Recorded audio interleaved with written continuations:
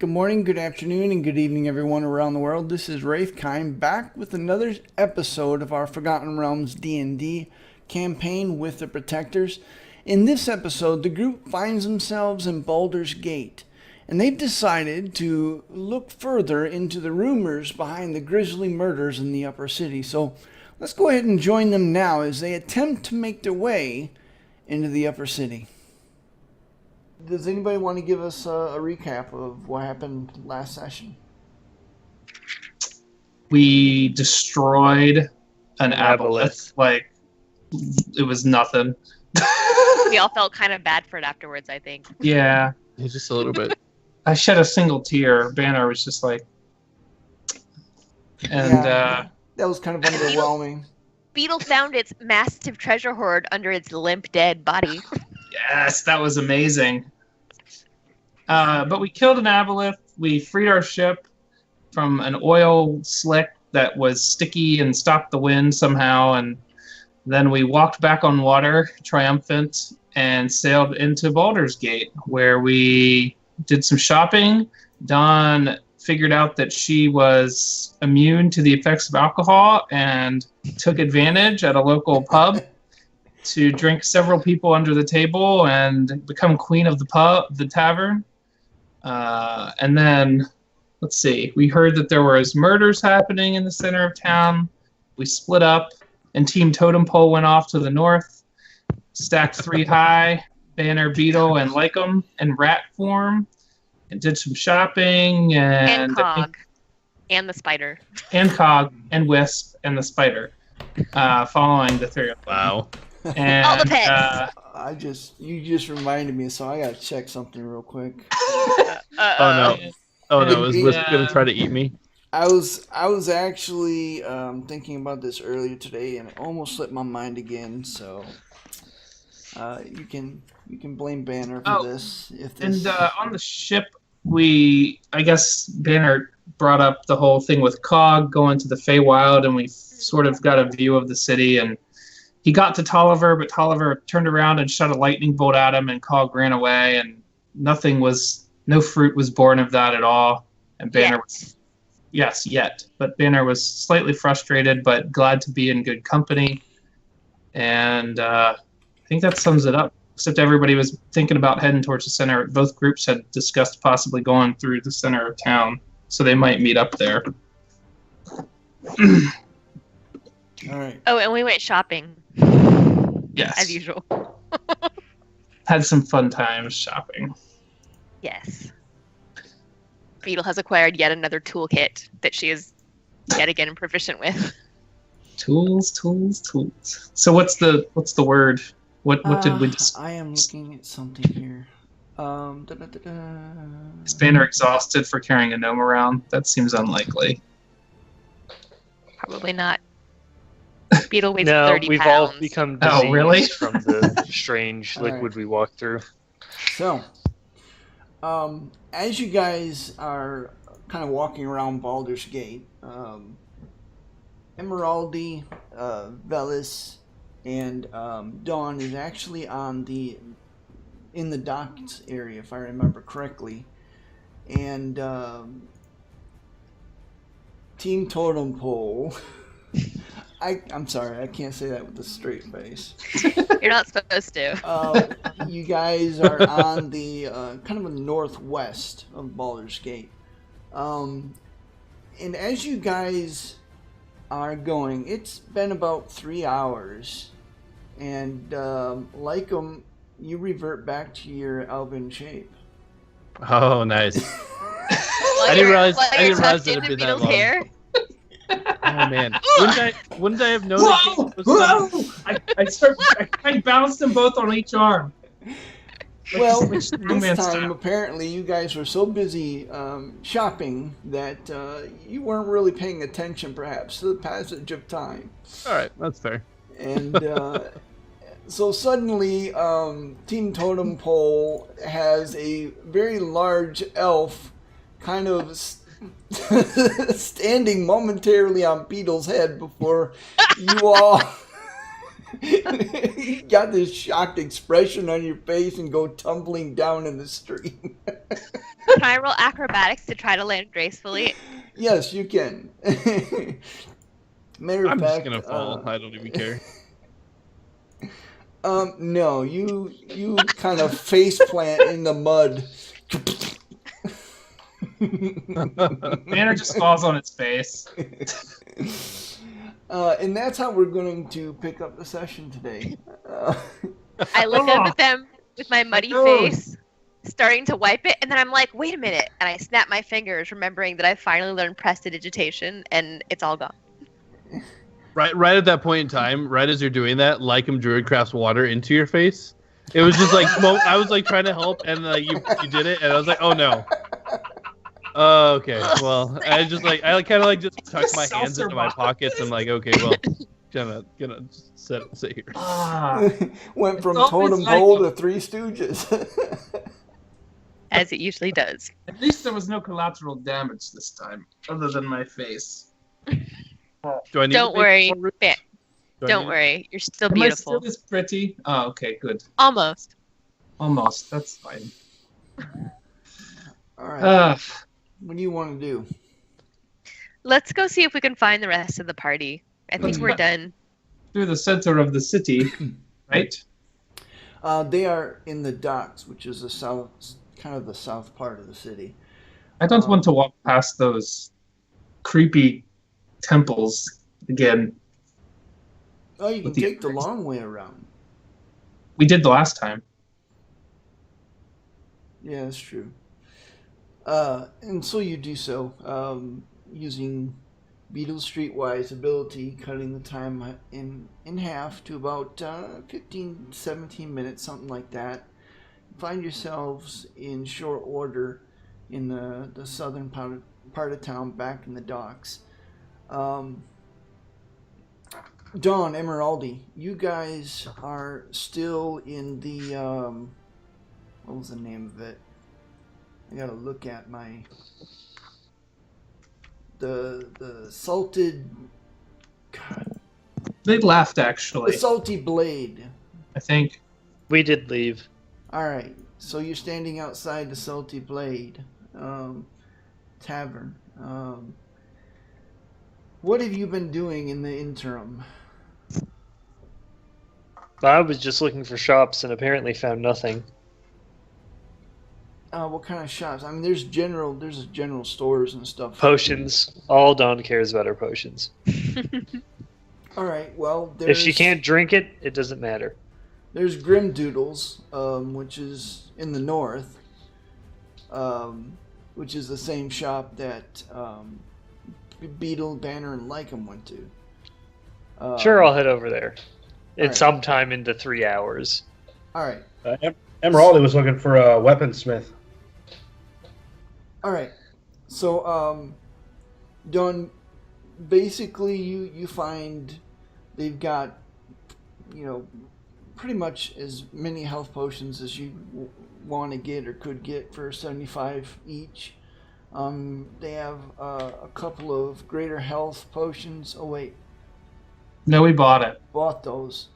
I Um, I have all the health potions I need. Are there any other more exotic kinds of potions? Well, I there have them was written down. the Yeah, I had it written down too, I think. There's water breathing, alacrity, clarity, and invisibility. We didn't buy those. How much is the invisibility potion? 1,200. Okay, I can't afford that. How much Neither is could what? we. What is the alacrity potion? Okay, the alacrity potion, it gives you advantage on dex or acrobatics, dex saving throws or acrobatic skill checks for 1 minute.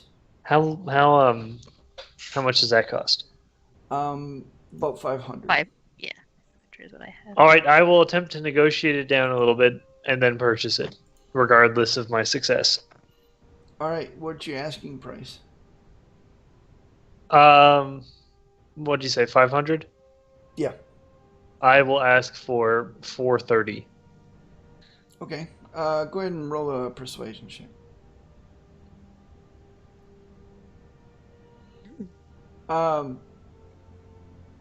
He reluctantly agrees only on condition that you are willing to come back and buy the invisibility potion. No, just kidding. Yeah, you got it for 430. All right, awesome. Potion of Alacrity. I have so many potions. One day they will be useful. All the potions. I want to have enough potions to be prepared for any situation.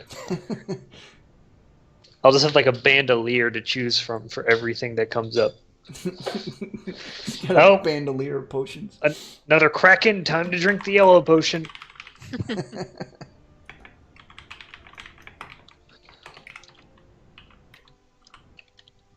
Oh man. All right. Is there anything else? And I'm almost broke again. That's I okay. think Andrew wanted to try and smith something before in that time between us getting back. Yeah. Dawn, is there anything else? Nope, that's it for me. All right, Emeraldi. I'll tag along with Emeraldi now. Yeah. You are able to find, what was it? Weaponsmith? Yeah. I'm looking for the name that I... Eh. It How wasn't world-building of you. It wasn't... Oh yeah, the Blind Helmsman. That was one of my favorite names. Sorry. So you're able to find the Blind Helmsman. And you kind of walk in. It's not like the most well-appointed forge. Matter of fact, the guy at the forge working it is kind of a mousy, blonde-haired guy. It's all kind of frizzy.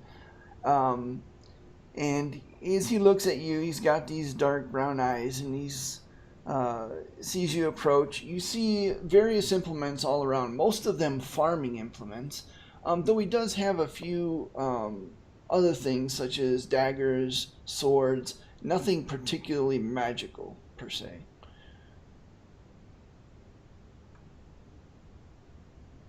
I look around and try to see the best of his work, see if he's put out anything really unique or interesting that would give me an idea that he's a smith that's worth a darn.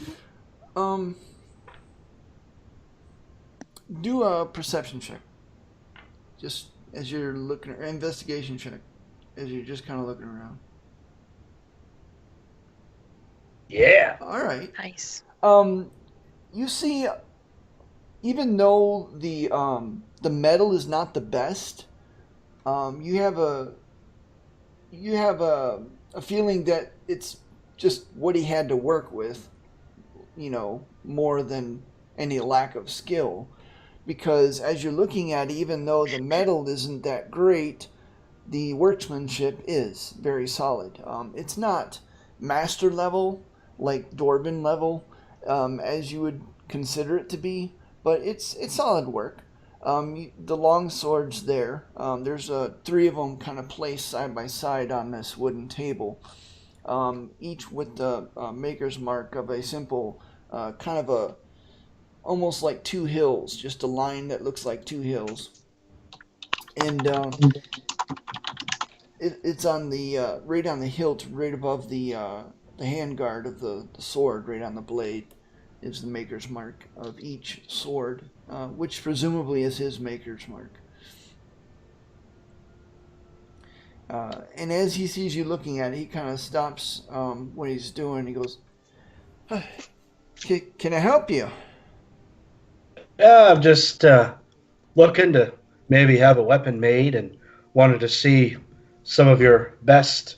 And I see these blades here. They look like they've been done well and a fine hand to make them look very functional. Well, I can make you a solid blade, that's for sure. Unfortunately, the metal that I've been getting lately has not been that great. There's been a little bit of a metal shortage, so I've had to settle for lesser material. I can make you something, but it will cost more simply because the steel to get it is going to cost more. Well, Well, me and my partner, we just actually purchased a mine north of Waterdeep. And if we get some of our, what I believe to be a nice set of ore, maybe we could set up a trade deal. We could send you some quality ore and steel to help you in your forge. Well, I could certainly use that, especially with everything that's going on, wars and rumors of war seems like all over the place. I've been making pretty brisk business lately. We've seen our trouble of things in the north. Lots to do up there, lots of fighting. So that might be why you're seeing lots of material move north. Unless you're seeing it move the opposite direction, that would be interesting. Well, interesting or not, I'm not too keen on having the fighting to get any closer to home, if you catch my meaning. Absolutely. Say, I got these here from a recent scuffle on the high sea, and I got 2 of them, and I'm thinking they might be an interesting weapon. And I have maybe one of them I could make into, or 2 of them perhaps, but one of them I'd like to make as a gift to someone up north, and I just wanted to see what someone here could do with them. Emerald pulls out the aboleth teeth and hands them to him. All right. He examines the teeth and he kind of grunts in surprise a little bit as he kind of... those teeth are easily as long as his forearms. He's looking at him, turning him this way and that. And he goes, well, the good news is I don't think it would require much steel to seat these. You definitely... I can probably sharpen them. I don't know. And as he's looking over him, he goes, well, I could probably do a fairly decent short sword or 2. Or I can sharpen them and whittle them down a bit. And I'm pretty sure I can make these into some pretty good daggers. How much do you think it'd be for a pair of short swords? Brother, sister, if you will. Well, considering the fact that I'm not going to use much steel, this might be a little tricky to work with. I don't normally work with bone of any kind, and this is a type of bone, I guess. I tell you what. Well, I'd have to know for certain that you'd feel comfortable working with this material. If you've not very much experience, I couldn't ask you to take a chance. I mean, these are a rare take, and I certainly wouldn't want to try to attain them the way that I attained them again. Fair enough, but let me ask you this. How many people in the world do you think actually work with this stuff? Let's see. Well, it depends. Different, perhaps barbarians, they might work with bone and sinew and that kind of thing. But with you being here there next to the docks, I'm sure people have brought in interesting sea creatures, which is where this came from. I've worked with chitinous material, but bone is a little different. I'm fairly confident that I can do it. It's totally up to you. I tell you what, I'm willing to do it for 200 apiece. So, say total of 400. I'd be willing to pay you 375. Make a persuasion check. Don stabs the guy. No kidding.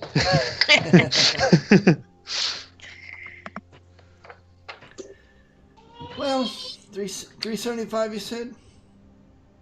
That's the number.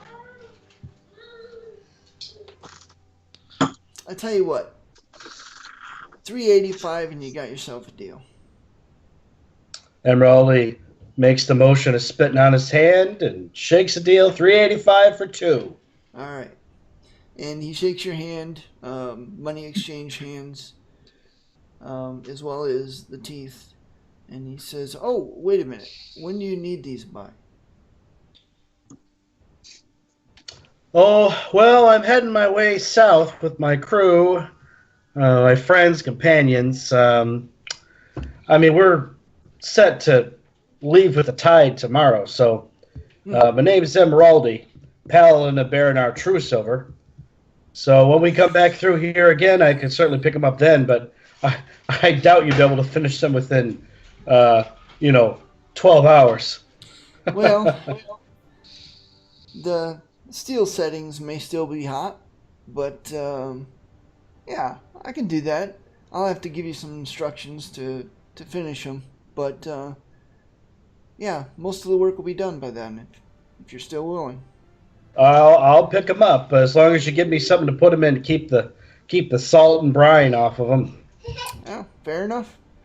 Well, I guess we have an accord then, and I will make your project a priority. Thank you. Not a problem, Sir Dwarf. Is there anything else I can do for you today? Nope. If you're willing, you're welcome to put any artistic liberty on them, because one of them will be a gift. Well, I will see what I can do. I can't promise anything, of course. I'm sure you've seen all kinds of interesting sea creatures here on the ocean here, to which a dwarf would never imagine ever having seen. We'll see what I can come up with. Well, Don, you and Velas, should we find the others? Yes, let's do it. all right. I walk off to find the others. And in short order, you all find yourselves once again standing in the middle of the street in the slum district of the docks. What do you wish to do? Hey, everybody. How's it going? Hello there. Like him sat on us, in case you were curious. He stood on my head. Like him just shrugs a little bit, like, all right, it happened. Emerald just stares at them and kind of shakes his head like, what kind of nonsense is this? Our kind. Well, guys, we've heard some very interesting rumors about what's going on here in town. Oh, speaking I of, look at you expectantly as you stop talking in the middle of an explanation. apparently people are being killed. And by some kind of sneaky killer. Don raises an eyebrow. Your descriptive words are amazing. Hey, I'm Banner I is could do not better. an educated man. Banner, Clearly. are you Banner. volunteering to be a victim? Banner's diction aside, I believe that this is something we should investigate if this is the case. Brian, have we heard similar things?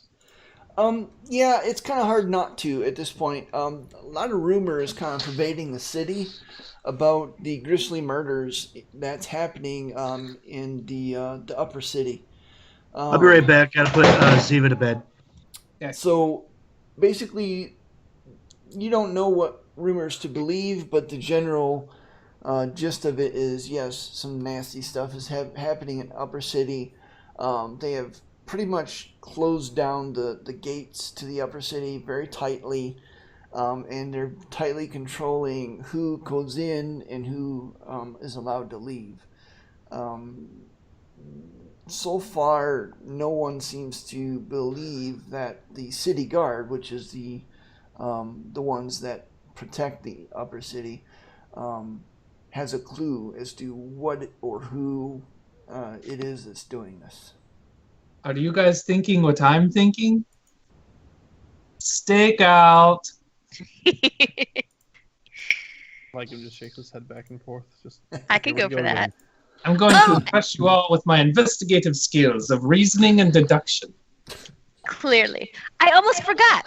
Beetle pulls out a little package from one of her mini pockets. And she says, Don, I got you something. What is it? I asked the DM because I can't see out of Don's eyes. Not yet. The technology isn't there yet. Beetle, did you want to describe it? Sure. You unwrap it, and inside the package is a very finely crafted and very pretty, simple. What was it? Was it silver? Yep. Silver necklace depicting twisting, curling vines with leaves made of emeralds. This is very pretty. Thank you. Where did you get this? The same place I got these. And she puts on these like crazy like jeweler glasses with lenses, and her eyes are huge, and she's like so proud. Dawn has no idea what those are because she grew up in a forest. So she nods imperiously as if she does, and says, "Well, thank you very much. It is quite lovely." I slip it on. I saw it and I thought of you. As this tender moment's happening, Banner's like looking at your eyes, like, and he just kind of reaches out when you're not looking and taps on them, like, they're really big. And they are big. They like stick out like 6 inches from her face like this. And they got like several lenses that's on like the little metal support column that she can flip up and down. So it looks I go. comical. And as you do so, you get this close up of Dawn's eyeball. Ooh. You look like a fly, like a really big fly. Thank you. Anyway, Dawn, here, you can have this too. It's nothing. I know you wanted this earlier, and I found something better. And I give her the potion of fire breathing. Ooh. What did you find? I say, taking it. It's something that will make me even stronger. By the way, the potion of fire breathing, as you hand it over, it's already disappeared into the folds of Dawn's possessions, where you think you spy several multifaceted vials and colors from the inside of her various pockets and bags as it disappears into it. How many potions are there now? I need to... That's 1, 2, 3, 4, 5. This is the 6th potion that I have. I thought you would like it. Right. I will put this to good use. I use message to Banner. Stop encouraging her hoarding potions. Hoarding implies I don't use them. You don't hear me. I'm using This message. is out of character because I'm being slandered. It's like, I didn't really know. And then I'm like, I'm just kidding. She should have all the potions because maybe she'll give some to me. I will drink all of them at once and prompt rolls on the potion missability table. Oh. I once saw a hill giant throw a rock the size of like 4 men. Do you think I can do that when I drink this? I would like to see. I'll give it a shot. Hopefully I don't break my back. Maybe you can pick up something the obelisk size and throw it at its... I guess not at itself. At something else. Well, if there are ever 2 obelisks, I can throw one at the other. You can pick one up by its tentacle and swing it around like a baseball bat. Or what games do we play in favorite? Stickball. Stickball. With a ball of leather Sticks. with stuffed wool. Anyway, should we try and... It might take us some time to get into the... Seems like everything's all locked down. We should probably get going. Don't worry, I can get us in there without any issue. Oh, really? Oh, really? Yes. I walk off in the direction that Dawn knows is the correct way to get there. I correct her, showing her the shortcut. I walk twice as fast, so I will arrive there just as Beetle gets there via her shortcut. I shrug it like a Memoraldi and Velis and just start to follow. All right. So through disparate efforts, you guys eventually arrive at the same general area. As you guys approach the upper city and the actual gate that gives the city its name, Baldur's Gate. You notice that the... He's left. I'm back. Okay, thanks for the warning. I'm kidding. You notice that the roads are now cobblestoned, and eventually they kind of give way to cut granite ramps as it kind of ramps up. The ground becomes just solid granite, as you can see that the city has been manually built upon huge slabs of granite to give it this tiered structure going towards the the center of the city.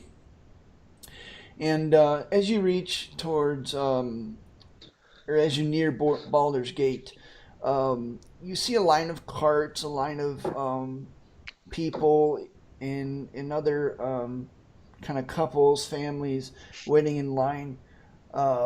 Crenellated defenses up on top of the gate with a couple of guards with heavy crossbows kind of aimed lazily towards the line. The couple of guards to the left and right, both in studded leather armor, looking much better armored than the flaming... Let me try that one again. Flaming Fist. Having a hard time talking tonight, apparently. The Flaming Fist mercenaries, with kind of conical helmets that sit with eye spaces, kind of like those Viking helmets, braided beards and tabars kind of leaning on their shoulders as they watch the crowd speculatively. A couple of other guards are processing the crowd, it looks like. You see one guard, he's searching various belongings, and the other guard's checking a piece of parchment that was handed to him. He kind of looks at it, folds it up, and hands it back, and a cart goes through. Next group in line was a group of a family, it looks like, and after a brief discussion, they were turned away. You hear that in the distance, at the front of the line, that the guard was saying, "Have you got a pass?" And to which the family said, "No, we don't have a pass." "Well, then be gone, or else be killed." I have a question. Yes. What is inside this intersection of the city? What do I know exists in here? Make a history check. In other words, I know nothing about it. All right. Well, and how old are you again? 20-something? I am... Where's that? 39. Okay. So in general, you know that Baldur's Gate tends to have several different areas of the city, but the upper city is, from what you have heard through rumors and hearsay, is that the upper city is a place where all the nobles and most especially the four dukes live. Do I know any of the nobles' names? Any one of them? I don't care which one. No, you wouldn't. I asked the rest of the group, do you all know any of the noblemen's names? Any one of them. It doesn't matter. Can we do Yeah. history checks? Well, actually, no. The Flaming Fist guy. Who's in charge of them? The Grand Duke? Yeah. Actually, so Banner, yeah, you can make a history check. Okay. Hang on a second here. Yeah, Legum's like, it's been a couple hundred years since I've been here. I'm sure that the people who are in charge now weren't in charge then. Jesus, Banner. That's amazing. If we combine those two, it's a 10. If you put them left to right. Can I make an So, intelligence check? Oh, never mind. Banner just kind of looks at you blankly.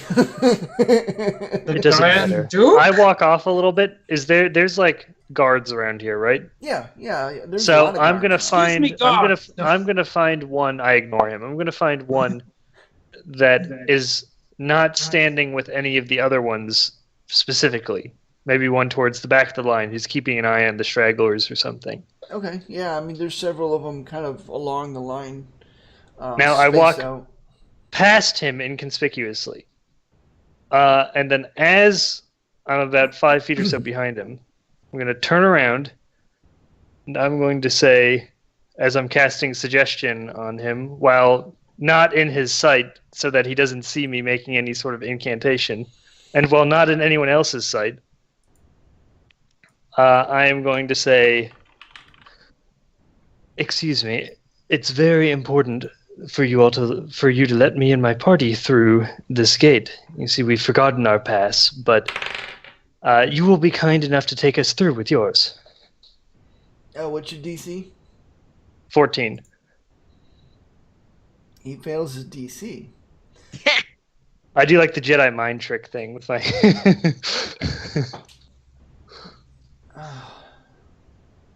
Well, I think I can help you out. What would you say you were here for? Couriers for one of the noblemen. Oh, well, couriers go to the head of the line. Come on.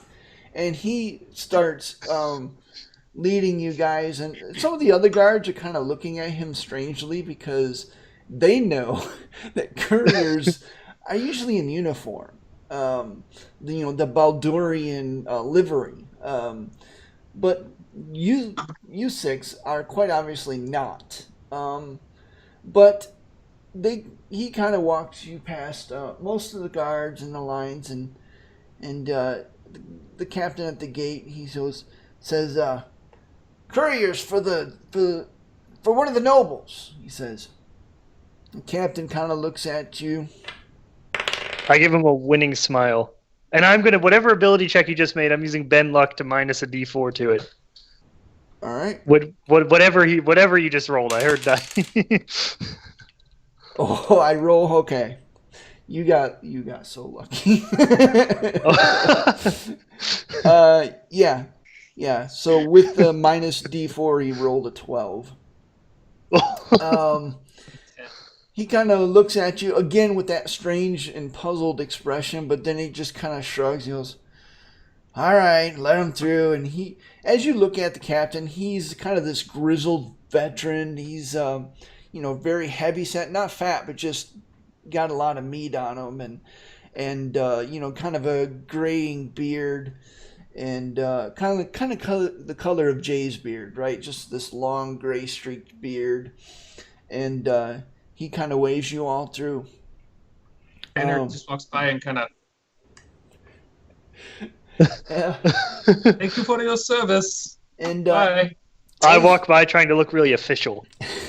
I strut. Beetle follows Dom's example. I had like my bag slung over my shoulder like a messenger bag, even though it looks not very much like one. As you walk through the portcullis, the doors, I'm sorry, you're actually kind of surprised because the walls are much thicker than they appear on the outside. That's not the only reason I'm surprised. As you walk about 100 yards through this tunnel that's tunneling through the walls, and as you come out the other side, you realize very quickly why they were so thick. As you look up at the walls, on the inside they're tiered like this, and within each tier are a bunch of places of residence. There's a few shops and stuff. So there's actually shops and things built on the backside of these thick walls. And as you're looking around, all these the streets are well ordered and clean. It's like night and day difference between the outside and the upper city. All the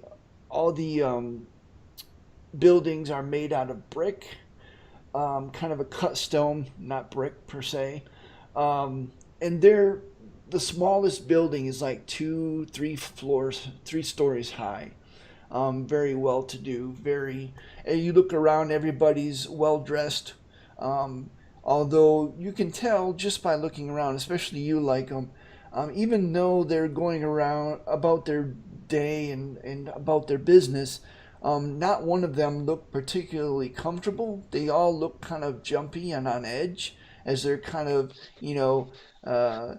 maybe they're stepping a little too quick. Their eyes are darting to the shadowy corners of the street as the mid-afternoon sun begins to decline. Lycum kind of growls to the group just quietly. Keep a sharp eye, y'all. Keep a sharp eye. I wipe some sweat off of my brow. Is that something only Lycum notices, what you just said? Is that what you said? I'm sorry? Was that something only Lycum notices? Well, that people are twitchy? You all notice a general sense of that. Lycum is just more keenly noticing it. Okay. Due to his Got a higher passive godly passive perception. I just turn around to everyone as we get smell through the the tunnel. fear on them. Exactly. I just turn around to everyone and say, Yes. "See, I told you it would work out all right." Don, you I have a can pair be- on you. Someone needs to put a pin in Don's head lately. I told you I could be quite persuasive. Most I people never haven't doubted seen me you. use that spell before, so you probably weren't very aware that was something I was capable of doing. But it is. Nor are we still aware, right? We didn't see you do it. Well, you saw me say something to the guard, and Yeah. then he nodded and walked very quickly. I guess you don't really know what I said, but apparently it was very convincing. What did you say to the guard? I briefly explained that I cast a spell on him. Cool. Careful, young one. Careful. I had a few backup plans. It's okay. Anyway, So- we should probably figure out I forgot to what roll on my exactly wild is magic going on surge in here. table. Oh yeah. Oh, Lord. Oh boy. Oh, Lord. It's fine. Oh, It's fine. All very right, fine. everyone. I am in charge here. I am Detective Banner. I will guide you all on this wonderful excursion. I was just hoping I could be bait. If you need to get any information out of someone, I'm your woman. I'll handle all the thinking on this particular mission. I just want you all to know. I think we should start by asking around. Sorry, I'm playing this up tonight. I want this. I know. But Beetle makes that face. As you're saying this, though, Lycum Druidcraft's a gust of breeze into your cloak, so it's just like it's giving you more of a commanding presence just because he's kind of chuckling to himself. Just If I to can help you find a out. deerskin cap before this night is over, I will be extremely pleased. Or deerstalker, whatever they call it. But anyway, Well, do we want to ask around? yes, we do. Beetle, that is good. You know your stuff, I must say. Yeah. I don't think that was Yeah. quite the deduction, though. That's like step one. That I wasn't know stuff. deduction, Dawn. That was just general planning. You need to get ahead. Just let us handle this. Okay, you do the convincing of the gods, and Beetle and I will do the thinking. I have some experience in this field. Don resists the urge to cast suggestion on Banner to get him to take a step back and to let Don handle it, but realizes that she's probably going to have to fight something pretty nasty later in the day, so she'd better conserve her energy. Beetle enjoys Banner having forgotten that she's a Harper agent. Dawn realizes she's burned most of her first level spells as sorcery points already. Oh. So I only have one left. Really? I've always wanted to find a murderer. This is like, ever since I was a boy and I heard stories from those who got sent in. Well, let's get to work. Have we heard anything specific about specific places that have been targeted or specific types of people who've been targeted? I tell you what, do a charisma-based investigation check. Just kind of like you're asking around, getting the lay of the land. As she asks around, I just want to take a quick glance around and see if I see any overtly suspicious individuals with like hooded cloaks or like sheathed daggers or something. We both critical failed. Oh my god. That would have been -3 too, so it's actually a 7 crit fail. I don't even If it's know how to. charisma-based. Okay, Dawn, go ahead and make your perception check as you're looking To be around. fair, overtly you suspicious can't crit fail. individuals. Honestly. Yeah, that's how I'm doing. Like looking at the corner of my eye, like giving people like, if someone walks by, I want to see if he's like giving a shady air around him. All right. All right. So this is what happens. I like to imagine Beetle walks up and just coughs in somebody's face by accident. This is perfect for what I was going So- for, honestly. So, Beetle, you went up to, in the course of trying to find someone, you went up to somebody. It was a dwarf. Though you thought it was just a fat gnome for some reason. And you said, "Oh, a fellow gnome," or something to that effect. To which he turns around and you actually behold probably the ugliest scarred dwarf you've ever seen, and you ran screaming for about 10 feet before you realized, oh, just an ugly dwarf. Unfortunately, Banner, you were so distracted by the ladies, you know, these noble highborn ladies, and your investigation, you know, started off good. You know, you were talking up people, and they were somewhat marginally receptive, and then it was like you had this squirrel moment. You're like, ooh, she's cute. And so you Banner started wouldn't do that. talking them up. Unfortunately, it kind of culminated in you getting slapped a couple of times. No, but in the course of all this, Dawn, you do notice something. You notice movement in a dark alley. It was kind of you saw a couple of individuals. Actually, they look more like workmen. Head into this alley. They were carrying a couple of crates, ostensibly to put them in some kind of storage shed or something. You're not really sure. You saw and heard some rather sudden noises and movement coming from that alley. Lycum, who I gather is still nearby me, as Julia and Matt's characters are off failing miserably. I beckon to Lycum and just flick my eyes over there, and I begin stealthing over there and like get up to the edge of the alleyway, like at a right angle to him, like just peer and trying to remain hidden. Okay. I kind of mirror her, but not quite. Like I'm not trying to hide. I'm just kind of blending in, trying to blend in a little bit with the crowd, just like not actively watching, but keeping an eye on what's going on. Kind of readying myself, staying nearby. All right. Go ahead. Make a stealth check if you're stealthing over. Not bad. Would I be Fortunately, all making these. Would it be a charisma stealth check? No. Yeah, I was gonna say, would I be doing a stealth check at all if I'm just kind of hanging out in the crowd, not really trying to hide? That'd be a but- deception check. Yeah, something like that. What exactly are you trying to do, Lycum? I'm trying to keep within eye shot, just so I can be there just in case, as Dawn is going off doing something, but not quite.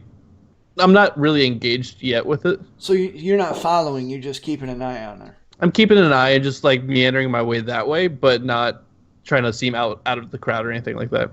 All right. I think you're fine as long as you kind of Cool. stay away and she's doing the stealth.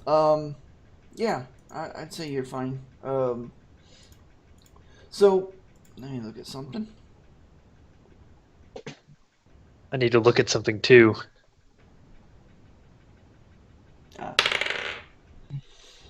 Okay. As you kind of enter the alley, you see a couple of different things. You see a pool of blood. You see the two workmen are lying in their own pools of blood. And two figures kind of swathed in raggedy, kind of brown robes, it looks like. They're both squatted down over them. and you see one of them kind of pick up the arm and just kind of put it to his, where you assume his face is, and you're a sickly. Yeah, Jesus. Oh my gosh, what are we in for? Oh god. The body kind of jerks a little bit. You realize that one of them may still be alive. I am going to...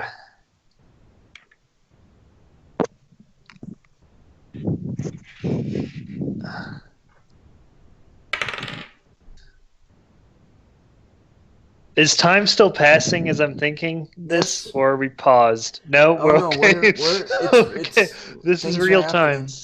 All right, in that case, as one of them is still kind of like twitching, right? Mm-hmm. I am going to... He is. You can't tell if he's alive or not. Can I make some sort of ability check to see if he is? Like an insight check or a medicine check or something? Make a medicine check. That's a good one. Okay, so based on what you know, it looks like he was just jerking because maybe one of the creatures has bit into a nerve ending somewhere. Okay, so he's not actually alive. Since he's not alive, I'm not going to reveal myself yet. There's no one to save. I'm going to see what I can find out about these individuals. Are they saying anything? No, they look like they're enjoying themselves, having a good supper.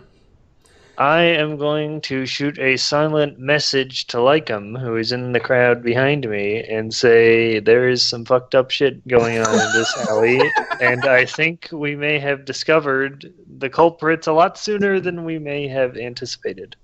Also, 2 people are dead.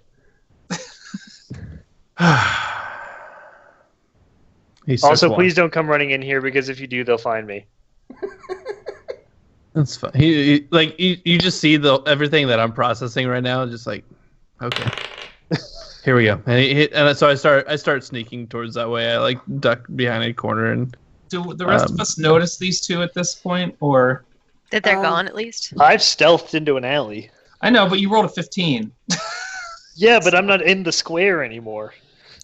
Okay, so yes, the rest of you have noticed at this point that Dawn is missing. Lycum, you kind of catch him kind of creeping slinking away. away from the crowd. Matter of fact, Lycum, make a stealth check as you head over towards where Dawn is. What, am I like hiding at a crate or something? Yeah, in the yeah, alley? you're behind a couple of... I am breathing very shallowly. There's some crates and a couple of burlap sacks full of something, maybe flour, maybe mushrooms, you're not sure. It really stinks, though. And trying not to think about the body. I'm not still a rat. My deductive skills tell me that Lycum has found something. He looks sneaky, like he thinks he's... Let's go, Beetle. I use message to ask Lycum what the fuck is going on. Is that your stealth? That's not your stealth roll. Yeah, that would be my stealth roll. It was with my normal. I just had the drop down for chat changed. Oh, okay. Oh, have you changed shape? No. I'm still. Okay. Yeah, I just hadn't changed it once I fell on top of you, or stood on top of you. Dawn, as you're sitting there, you hear clunk, clunk, clunk, clunk, clunk behind you. As Lycum, even though he's kind of crouching, he's just walking normally. A little begrudgingly going towards you, like here we go. He hasn't walked into the alley yet, right? You said you were stealthing to the mouth of the alley. He's at the mouth of the alley. Unfortunately, one of the creatures his head kind of perks up and he kind of swings around, and you see this gray flesh underneath the deep cowl, with an arm still in his teeth, kind of looks down, and then he just kind of pulls the arm and puts it over his shoulder, and he darts off. I shoot firebolt at him as soon as he takes a step away from me. All right, make him attack. And he doesn't know I'm here, so this is an advantage, right? Yeah. Attacks from... Okay. So 22. And it definitely hits as it Did you sleep up slams into his back. Throw my own.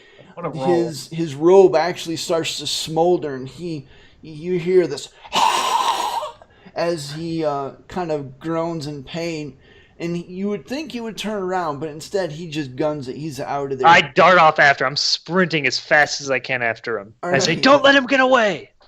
All right. So At this Can point, Lycum step in as shouting? Yeah, I've shouted this. Everyone within like 100 feet hears this. yeah. do I get a turn really quick? As As I'm sneaking up to the mouth and I see this happen, can really, I step in? really and do something? quick? Really quick. All right.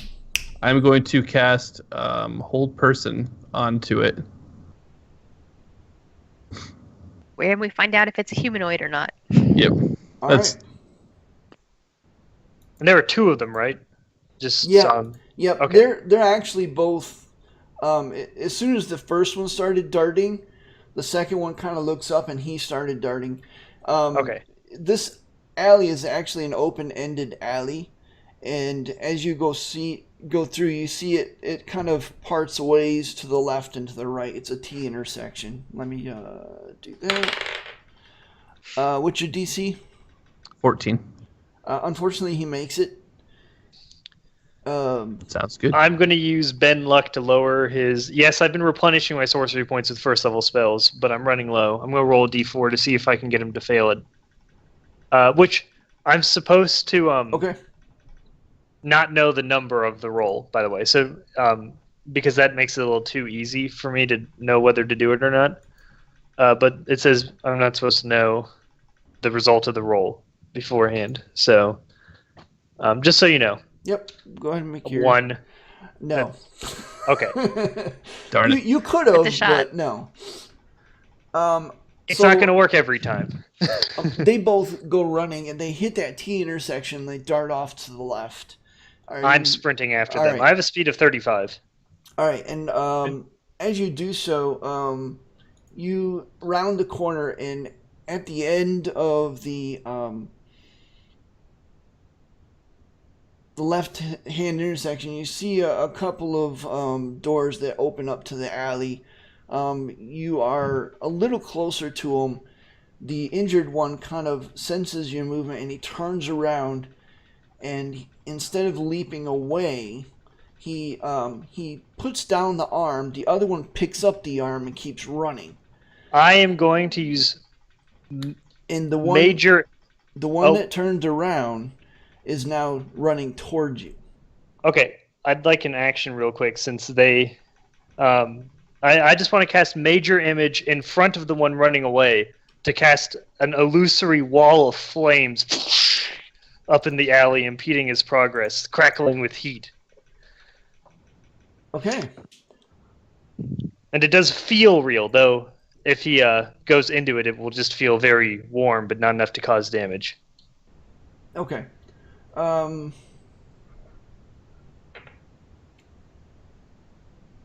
I have to roll another... Okay. Nothing has exploded out of me yet. Yet. An investigation check will reveal it to be an illusion. What's your DC? 14. Okay, I rolled an 18. A natural 18. Yeah, he makes it. He just kind of... At first, he kind of sheaves up, and it costs him about 10 feet of movement as he slows up, and he kind of hesitates a little bit, but then he just kind of jumps through. Damn it. Well, the other one's still in front of me, right? Yeah, matter of fact, as... Is he attacking me? Yes, he is. As he kind of goes forward and slams you with his claws, does a 16 or 23 hit? Well, 23 hits. But does a 16. 23 hits, however, a 16... Yeah, I'll take both of those. I'm not going to use shield yet. Okay, so he rips into you, and like him, just as you're rounding the corner, I'm assuming you're chasing after Dawn? Yes, All right. I am. As you're rounding the corner, you see this creature, like, slash these long talon-like fingers into Dawn, doing a total of 26 points of damage. Oof. Jesus! As blood goes flying and kind of splatters on the wall next to on either side. Also, I Lycum, totally realized I could have done something, but since I didn't think of it in time, too bad. From now on, I will know. Lycum, you have an action. What do you wish to do? I need to make a 2 con saves. Yeah, I pass. My illusory wall of flame is still there. Mm-hmm. I'm going to cast Moonbeam on it, not on him, so it's just behind, or just in front of Noah, but not touching him. I'm going to cast Moonbeam on the thing at 3rd level, actually. I'm going to bump that. Wow, okay. All right. Let me look at something real quick. All right. Is he a shape changer? Yeah, if he is, then it's... I could have used Ben Luck to subtract a D4 from the attack roll. My AC is 16, but I forgot. I'm so used to doing it on saving throws and ability checks. I forgot I can do it to attack rolls. So he takes 8 points of damage as the moonbeam kind of highlights him, and you see this, kind of white flame kind of lick off of him. He at this point is. Do I get a bonus action at all? Yeah, this is like a regular turn. We're kind of in a pseudo initiative. Matter of fact, you have your bonus action, and okay. You technically already used your movement by rounding the corner. That makes sense. And I just to make sure, I can do a bonus action level 1 spell, correct? Cantrip. Bonus, yeah. Oh, is it only cantrip? Yep. Yeah, you can't cast 2 spells of level 1 or higher in the same turn. Okay, then never mind. That's it. All right. Mercer allows it because his game is broken. At this point, Emeraldi, Banner, Beetle, what are you doing? You heard Dawn yell I took out. off running when I heard Dawn yell. Yeah, So as soon as I heard Dawn yell. Maybe 15, 20 feet behind Lycum at this point. I don't know. You also, at this point, see a couple of guards' eyes swing towards the alley as well. And you see that they're moving towards the alley, but not quickly, just at a very solid pace. Like jogging? Yeah, well, not jogging, just kind of walking over, like, what's going on type deal. Okay. Beetle is dashing as a bonus action and a regular action, trying to get up to Dawn as fast as she can. All right. Yep. You're able to get up to the alley. You're not quite at the T intersection, but you, as you come into it, you actually see Velis round the corner to the left. And let's pause here just for a moment as we welcome Velis in. And I meant Lycum around the corner to the left, not Velis. Okay, that's what I thought. All right, so let's pause while we... But we're at the most exciting part. I'm about to wrestle him to the ground. This is cool stuff. I'm going to grapple him. I've got Banner twice. It's like I'm just sitting here. So Dawn and Lycum, you both notice at this point that the creature that turned around to face you guys to let his compadre continue running and hopefully escape is not looking too good at all. He's got... Is that the one that I hit with the firebolt? Yes, yep. Okay. And the one that Lycum subsequently hit with the moonbeam. And that was good fireball damage too. Firebolt? Yeah, it was 18 on 2d10. Yeah, firebolt. Those two, I rolled double 9s on it. That was good damage. I told you I was rolling well tonight. And I rolled double 3s. Or double 3s. Yep. And that one's not looking too good. Beetle, you see as you round the corner and enter into the mouth of the alley, expending all of your movement and all of your, you said bonus action, right? To dash? Yeah. You see Lycum just rounding the corner to the left. You also hear kind of a sickening, kind of slicing sound that's a little too wet for comfort, and you hear Dawn kind of cry out in pain. You also hear crackling of a large fire that doesn't seem to be coming from anywhere specifically. But I can't see her yet. No, she's just ahead and to the left, though. You probably see the glow from the flames, though. It produces light, the illusion. And this is after I've double dashed using a bonus action and an action. Yeah, you were kind of across the square, and you just kind of, dodging crowds, running through. You're like desperate because you hear this and you see, actually Banner and Emeraldi, Velis, you three actually see a couple of guards also kind of curiously walking towards the sound of what is going on in the alley. Beetle, you bypass them, just kind of fly past them, green streak in your hair flapping in the wind as you enter in the alley, and you see Lycum kind of roar around the corner, and all this is kind of happening at once. You haven't action yet. What do you wish to do? I don't, because I double dashed. Okay. All right. Okay. So with that last action, you're like right up on the corner. You round the corner and you see this kind of, it's a creature that you've not seen, at least you can't quite quickly recall, but it's gray-faced. It's got these fangs. It's blood kind of going down his chin as if it had recently eaten something. It's kind of covered in this raggedy, holy, scrappy brown robe that was, you don't know where it might have come from, but it's nasty smelling. Yeah, it's this is one dirty hombre. How far away am I from it and from Dawn? Dawn, Lycum is about 5 feet ahead of you, and Dawn is about 5 feet ahead, so he's about 10 feet away. I'm engaged with him right now. Okay, to try to take the heat off Dawn, I yell at the creature, "Hey, ugly, over here!" All right. It shifts its eyes and it snarls at you. Banner, what do you wish to do? Well, I said I went running after them as soon as same as Beetle, so I don't know where that puts me. Okay. Oh, how wide is the alley? The alley, is it just 5 feet? The alley is about 10 feet wide, so you could do two abreast. I have Bert on me. Mm-hmm. I'm gonna send him.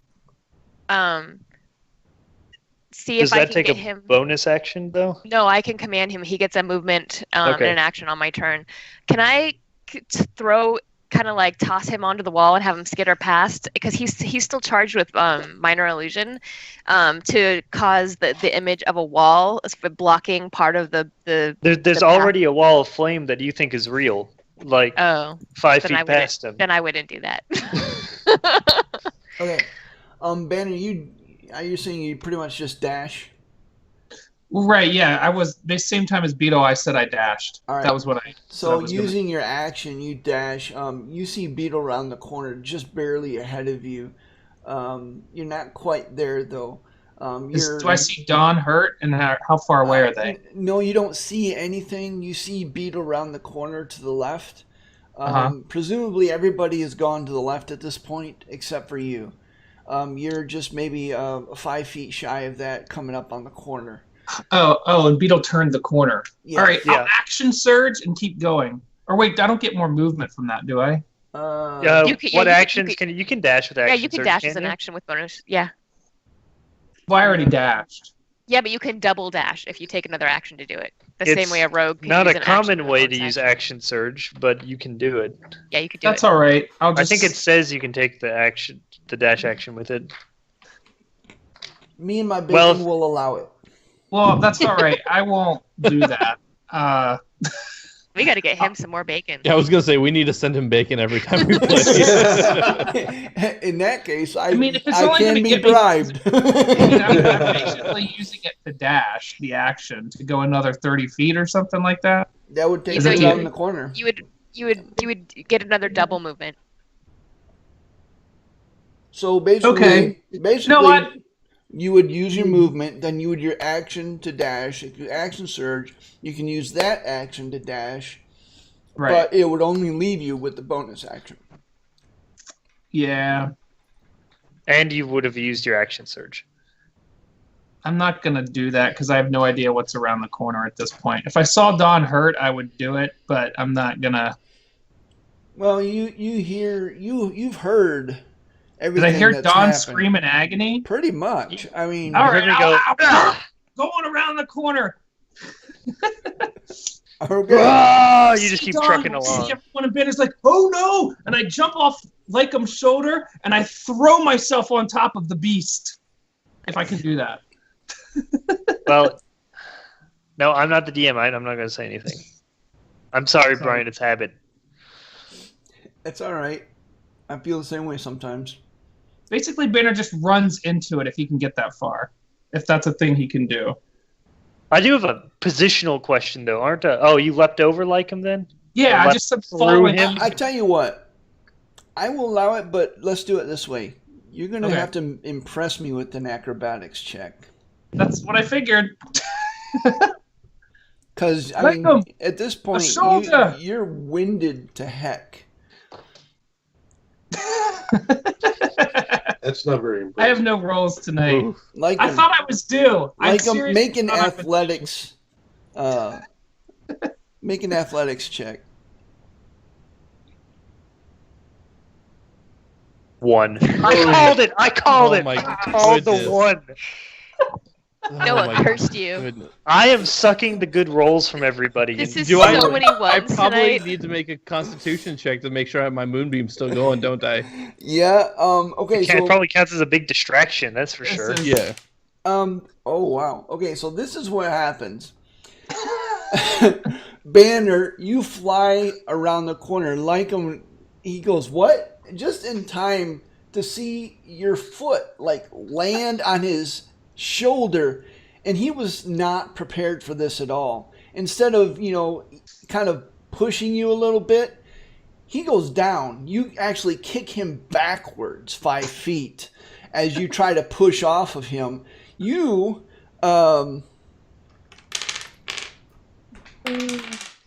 you take 2 bludgeoning damages. You fall flat on your face and go prone. Like you take 4 bludgeoning damage as you fall back on your back and go prone. And both of you pretty much just land in a heap behind. And Beetle, you're kind of, this is happening like right to your right. All this is happening, and Dawn is right in front of you. So, in the midst of all this calamity, Emeraldi, what do you wish to do? Well, Emeraldi's trying to dash, but there's only so much you can dash in, shield and battle axe and full plate mail. And, he's, it looks like he's dashing, but really it looks like it's a really fast jogging. So he'll be bringing up the rear for sure. This is like a 3-ring circus. It's Emeraldi. Okay, so Banner and Beetle kind of move through the crowd. Not Emeraldi. He kind of puts his shield up and he runs through the middle of the square. People are going boom, boom, boom, boom, boom. And you hear this kind of clank and rattle of his armor as he's making his way through. And you actually end up a little bit towards the middle of the alley. And it's going to take you another movement to get around that corner. Velas, what do you wish to do? You see all this kind of taking place. I run right up beside Emerald and I go, "Well, my good friend, of course this just will not do." And I touch him on his back and haste it. Oh, nice. And then I follow Banner's lead, and I just move as far as I can in one turn, turning All right. the corner just in time to see him and Lycom collapse in a heap. All right. Yep. You're not quite around the corner, but you're at the where the intersection is. And just as you're about to round the corner, you see a Lycom kind of fall backwards and kind of oof right in front of you. And you hear Banner go, "Whoa!" Boom! And you hear like this solid thud. All this is happening is I'm fighting for my life like 10 feet away from them. I was trying to knock it out of your Which brings us back to Dawn as all this is going on. All What right, are you going I just to hear a do? cacophony of noise behind me and assume enemy reinforcements have arrived. But I am going to. This guy's like right in front of me. His claw is sinking into my flesh as this is happening. I hear some of my allies behind me. I don't really know what's happening, but my primary objective is to not let this guy get away, because if he does, then we're back to square one. So what I'm going to do is I'm going to attempt to tackle him to the ground and restrain him. Okay. And as you do so, I need you to make a Constitution saving throw. As you go to tackle him, you can't stand the stench of this creature. It's unbearable. All right, here's a con save. Look at these rolls. Look at them and bask in them. This is the universe's No. birthday present to you, Noah. It is. Oh, I have goodness. not rolled below a 15. You kind of It's Dawn's shake night. off the stench of this creature, even though it makes your eyes water and your kind of your teeth is kind of gripped just from the sheer stench of this thing. And you do try to make a athletics check as you tackle him. All right, I'm going to use Tides of Chaos to give myself advantage on this. Okay. Natural Ooh. 20. Nice. And for a moment, it looks surprised as you all of a sudden just kind of plow into him, wrapping your arms around him, and you both go prone. Is it your birthday or something today? It is. It's literally his birthday today. We're just thrashing and struggling on the ground together as I'm just hanging on like a limpet. All right. That's my action. Yep. Is that your turn? Yeah, both our movements are a lot lower now, so it's not like we can go anywhere. Okay. And I don't have anything to do on my bonus, so no. So I'm done. he's going to try and break free of your grasp as he's just trying to kind of push you off, and he's not very strong at doing so. Go ahead and make another athletics check as you contested athletics check as he All kind right, of. don't tell me what he rolls. Nope. Because Not going to. okay, and don't tell me if I succeed or fail yet. Oh, I'm not going to use any point on that. You I'm guys, just gonna- Balin's watching the stream. And unfortunately, he couldn't break free, as he just kind of manages just to kind of push you a little bit, but then you got an iron grip on him. I say, oh no, you don't. I bite him in the shoulder. Ooh. Constitution saving throw. You do 1 point of damage, and you get this mouthful of really nasty green blood. I'm not thinking of it. I'm thinking of the blood in my stomach that's seeping under the ground. All right, like him, you are prone, winded, and kind of a little bit dazed. What do you wish to do? Like him, caught off guard, falling to his face, hearing something crash into his back. Instinctually, he's going to, with Dawn on his mind, this is all kind of happening at the same time in my mind. As I'm changing into direwolf form, because he's just pissed off and he's going into what he knows, because something just hit him from behind. He doesn't quite know. He heard Banner. He looks over, sees Banner, snarls as he's changing form, and casts Cure Wounds at level 2 onto Noah. Yes. Okay. Noah, Dawn, you feel kind of this healing energy as 12 points of health come back to you. Nice. And as I finish that and change form, I kind of try to jump over the two of them and come and stand behind them and like block the way out for this whatever this thing is, because I can't attack or anything. I just want to use my be movement to wary go of over. the wall of fire a couple feet down the alley. All right. At this think it's point, real. he doesn't care. He's just oof. So you're trying to jump over the prone, the wrestling Dawn in. Yeah, this we're like creature. thrashing around in the alley. Yeah, I just want to, as a direwolf, jump over and like block the other side. Yeah. All right. Go ahead and just make a general acrobatics check. My question is, why is the sorceress attempting to wrestle the enemy to the ground? This is not She's the a normal badass. order of things. Why? The real question is, why is she succeeding at doing so? All right. Actually, it wasn't too bad. They're already prone. Dawn's got a good hold on this creature. You were able to jump over with relative ease. Is that your turn? Yeah. All right, Banner, you're up. What do you wish to do? Oh, I'm sorry. Beetle, you're up. What do you wish to do? I want to run up, grab one of my daggers, flip around, and try to knock the guy out because I'm going to have sneak attack on this since he's being grappled and tackled by my friend. Okay. Just a dagger attack? Yeah, make a dagger attack. I'm looking at something real quick. Okay, where's Ember? Here's Ember.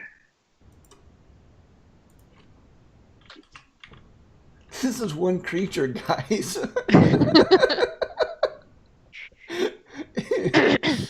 Oh my. Yes, well, most of these actions haven't been dealing with the creature. It's been running into each other and stuff. It's basically me versus the creature for most of this. All right. All right. So he's got to make a. All right. So you do manage to crack it. Let me see. I'm not really sure how that would work. When you deal damage to get someone down to 0 HP, if it's a melee attack, you can choose it to be non-lethal. Yeah, that's what I'm doing. Yeah, But it has to reduce them to 0. The monster type is.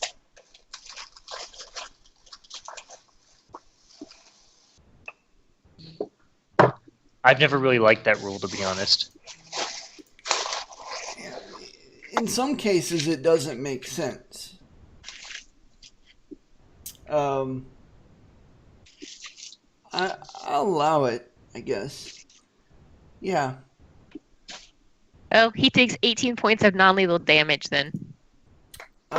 Because rogue. Yeah, no, he's out. He kind of goes limp, Dawn, as the rest of you kind of, well, Banner, you kind of shakily get to your feet. Emeraldi, Velis, you're finally turning the corner, and you see this creature. Emeraldi, as you turn the corner, you suddenly feel a strong, strong sense of undead. And it's What is that right thing? in front of you. It's undead. Slay it. I'm going to snap my fingers and dismiss the wall of fire before anyone thinks the city's burning down. Also, I'm going to breathe heavily. Can I Release my roll grip and stand up. I'm going to roll the creature over. Do I know what it is? Do I have any idea? I'm going to wipe my hand across my mouth and spit out the greenish blood under the ground. Ugh. That is kind of gross. What do you mean, Emeraldi? I can tell it's undead. My paladin senses are tingling. It's undead. It's not acting like an undead. Not any undead I've ever seen. Well, Well, there's more forms of undead. By stench, it could be a ghoul or a ghast. You're welcome, by the way. I put a lot into making sure we found this thing. Why did we chase this thing, other than it's a creepy, smelly monster and possibly undead? I explained that it was just killed 2 workers and was feasting on their flesh. A fact of which you would all be aware of, since you basically had to jump over the corpses to get to where you're at now. Okay, fair enough. So, can we do checks to see if we know what this is? Yeah. Do, Religion? yeah. Nope. Emeraldi will roll. Mm-hmm.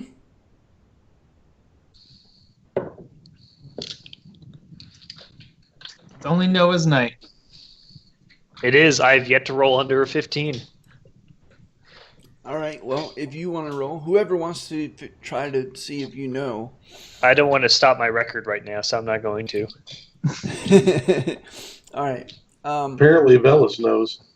Velis, you have heard tale of many liches in villainous stories, and Always in great detail, along with the requisite zombies and skeletons, you have told in great detail about ghouls and ghasts. And this is not your average ghoul, this is a ghast. As you kind of look at it, clothed as it is, you could tell that it's not particularly a dumb creature. And it's not particularly a discerning creature, but it is a corpse eater in general. My friend, it is Emerald was quite correct. This is a ghast. It definitely needs to be destroyed. We can't talk to it, right? We could talk to it. It is not an undead beast. It is just an undead corpse eater, and it does not care whether or not it makes the corpses itself. It seems more intelligent than undead that I've fought before. Maybe it can talk. I'm certain it can. It's just undead and unnatural and should probably be destroyed.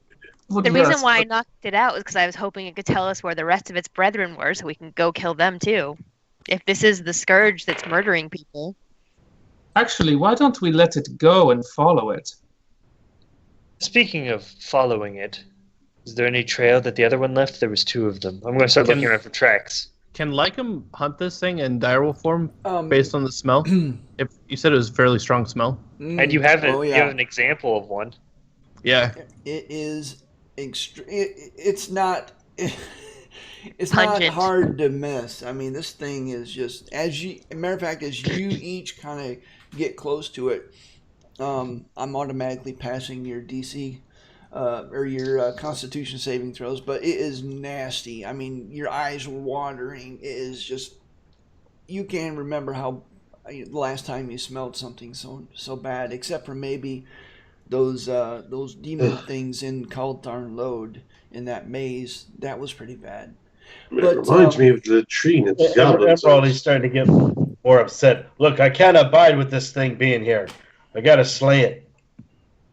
Well, no one's going to stop you. Don't worry. Just Lycum, are you? He's Does in wolf Lycum form. say? I'm in direwolf form. But Then I just look at him. Lycum, do you think you could track these things? all of a sudden, I walk up to Beetle and nudge her like under the arm, and then I start to try to get her up on my back, and I'm like getting ready to go. Beetle just hops up. Yes. Yes.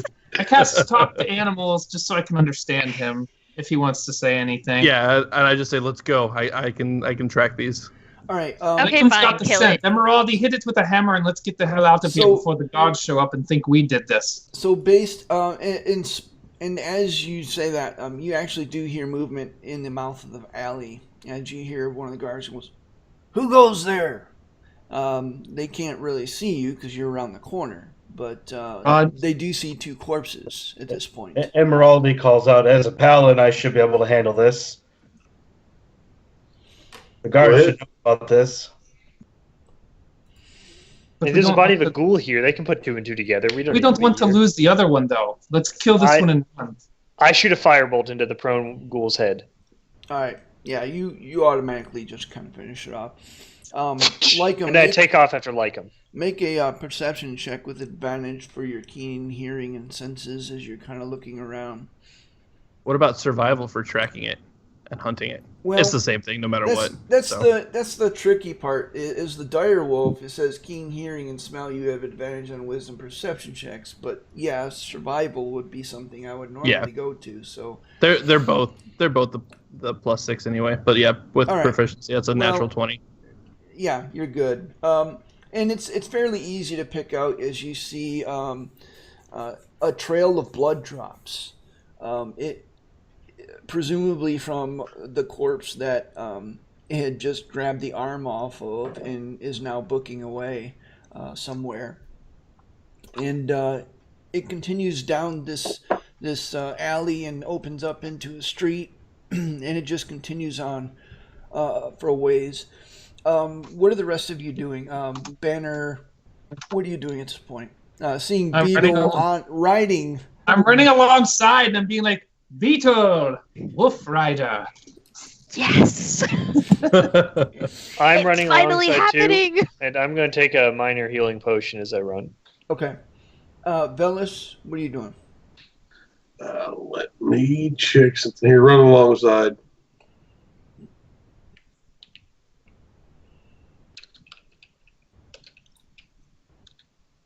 Six. Yeah, the haste is worn off by now, probably. Only lasts 1 minute. Yep. Better than nothing.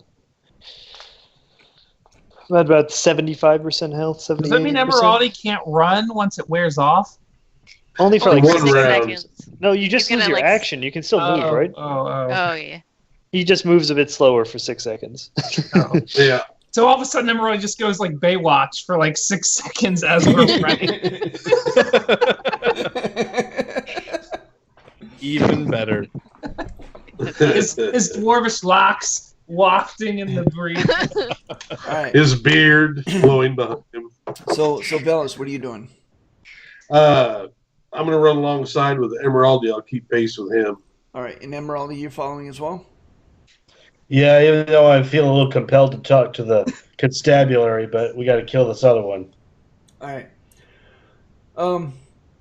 You exit the mouth of the alley. It takes a right and it goes down the street. You actually, as you take a right and go down the street, you notice that a lot of the townsfolk are looking scared and shocked, and various degrees of trying to deal with something that they shouldn't have never seen in their lifetime. This creature carrying a man's arm, just running down the street.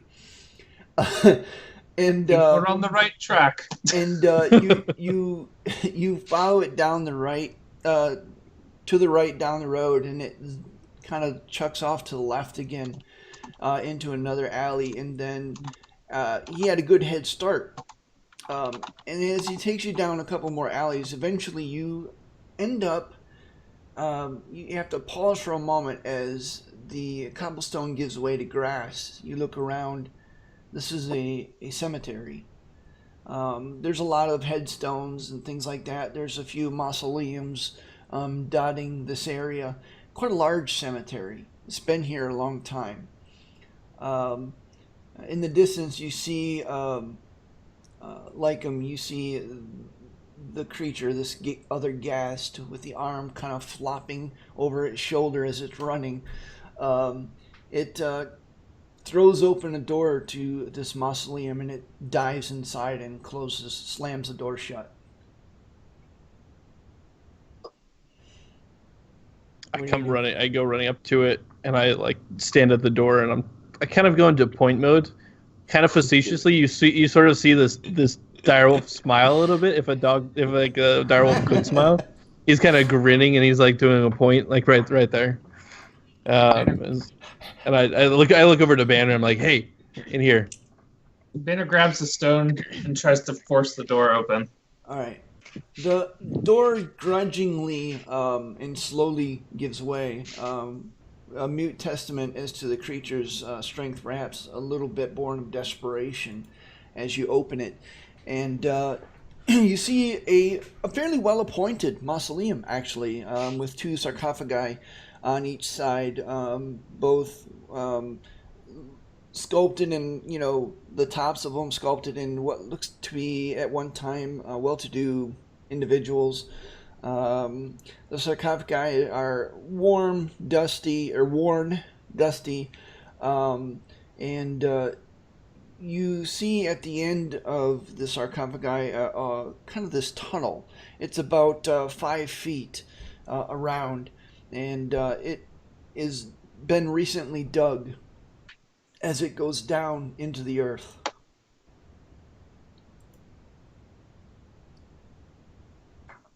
I look over to Banner. I was like, "Shall we go in? Are we ready?" I growl back at him and wolf talk, I guess.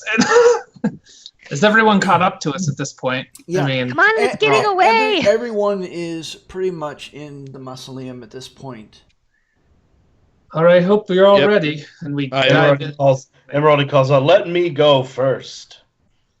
And I actually let him go first. I'll Yeah. stand to the side and I want to keep an eye on what's happening. I want to go into more of a protective mode again, not chasing or stalking, but keeping an eye out for if I see any traps or anything like that. Emeraldy wants to cast a spell before he goes in. Okay. Himself, Banner, and Lycum All right. get an extra 5 hit points. Nice. Let me write that down for when the time comes. Is it dark down the hole? Give me just a minute. Banner and Lycum. Yep, and myself. Okay. Each target hit point maximum current hit point increased by 5 for the duration. Okay. Oh, is that hit point maximum increase, not Yeah. temporary? Yep. Oh, nice. You just have to remember that you have 5 artificial points. Yeah, I put it under temporary hit points, but I should just change it to maximum. I always put my new maximum in parentheses next to my old one. That's a good idea, That's actually. smart. All right, Emeraldy, as you enter the cold tunnel, it is dark. You can't see very well, but thanks to your I have dark vision up to 120. just getting that, thanks to your dark vision, you can see it in hues of black and white. But aside from that, the tunnel is damp and dark. To those of you who don't have dark vision, which is the whole 2 of you, Banner and Velis. I was going to say, if it's dark, Banner was going to say to Velis, should we create some light now? I think we should. These undead creatures can surely sense us in the dark, so the darkness aids only them. I cast light on the end of his spear again, or end of his glaive. Sorry. Okay. That's okay. The tunnel is slick with mud as you kind of scurry down, all of you, with Emeraldy in the lead. Do I have to Emeraldy, dismount? yes, it's not that big of a tunnel. And as a matter of fact, you're looking down the tunnel, as in the direwolf form, you can squeeze down there, but it's a tight fit. And you actually come out, all of you are at this point covered in mud, and you eventually emerge into a excuse me, I apologize, into a narrow tunnel with a subterranean stream flowing across it. The tunnel is much larger now, in a natural cavern formation. You see a stairway that twists and turns downward. The floor has been actually cut into hundreds of shallow steps. But the walls and ceiling, the many ceilings there are still natural rock. The stream continues on a downward slope to the northwest. Along the floor is a narrow tunnel. But is the stream twitching? Twitching? Boo! Boo! Wow, Lose inspiration. that's amazing. Oh, Beetle. I'm just going to leave that one alone. So the stream continues on a downward slope to the northwest along the floor of a narrow tunnel. And then the shallow cut stairs continue to the southeast. What do you wish to do? Do you sense anything, Emeraldy? Emeraldy does his, let's see, Yeah, sense divine undead. sense. Yeah. Detect undead. All right, let me check something. Within 60 feet. 60 feet. Turns out we're all undead, all around you. You do sense undead. It's coming from the northeast. Can you tell how To many? the northeast. I'm sorry, the southeast. Southeast. My apologies. To the southeast, this way. Is he able to tell how many? No, just the presence of them. It's just Okay. ghasts everywhere. Hundreds of them. At least they don't have tentacles, and I start following Emeraldy. That's That a is an low bar to improvement. set, Oh, and I 10. follow Banner. All right. As you continue to the northeast, you find that the descending fissure opens up abruptly into a very high cavern. Its ceiling is easily 40 feet or more overhead. The stairways continues to wind down along the ledge that follows to the north wall of the chamber. Down below, you begin to smell that familiar stench of the gas that you had killed before. Emeraldi, strong. as you continue down the stairs, you again see movement as that single gas, barely at the edge of your vision, disappears further into in the little south into the cave. That arm still flapping over its shoulder as it runs kind of on all fours, skitters across the rocky ground. Keep following it. Let's go. Let's go. All right. How far away is it? At this point, when he saw it, it was approximately 55 feet, and Can I take a shot at it? Everybody is behind him. Let me see here. I don't know if you'd have line of sight. It's a very narrow. Oh, okay. I didn't realize it hadn't opened up yet. Yeah, it's very narrow. He's like the only one that's kind of in the beginning of the chamber. You are right behind Emeraldi. Actually, what's your marching order at this point? I'm in the middle. That's all I know. I think it was Emeraldi, Banner, Dawn, when we left the last place. Yeah, I was third. All right, Emeraldi, Banner, Dawn. I'm probably either right in front of or right behind Lycum since I hopped down off of him. Yeah. All right, so I'll bring up the rear.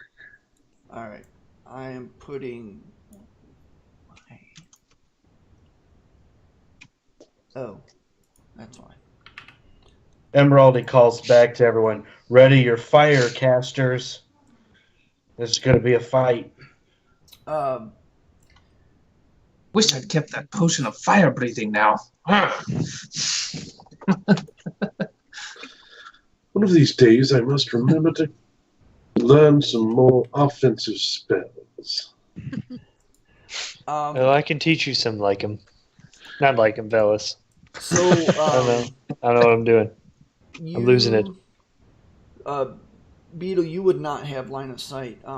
Banner, just due to the fact that you can't see very well, you would not have line of sight. But Dawn would have line of sight and would be able to see that the gas kind of running into a tunnel.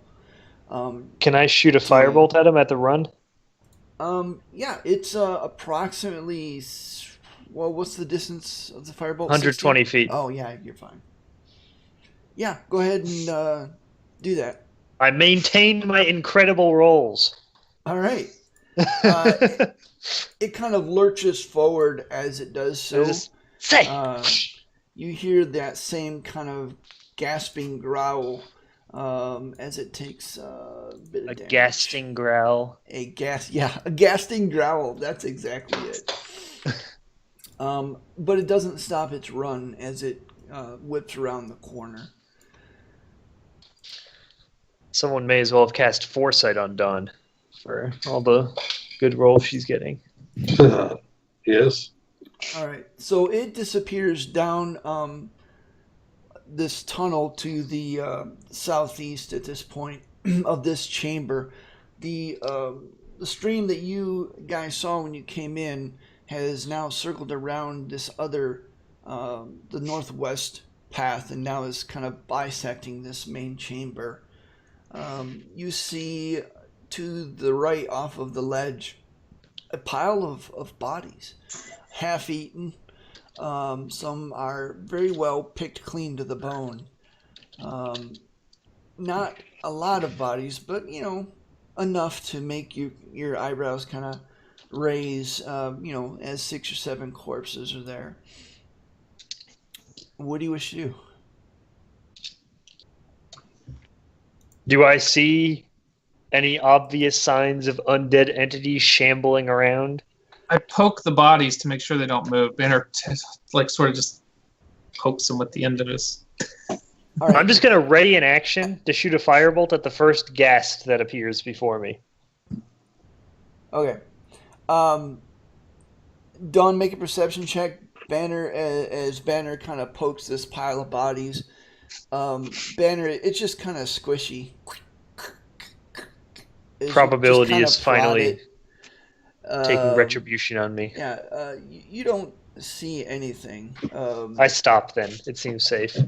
However, as you all kind of gather now into this main chamber, what is... Let's see, I gotta check something. Passive perception.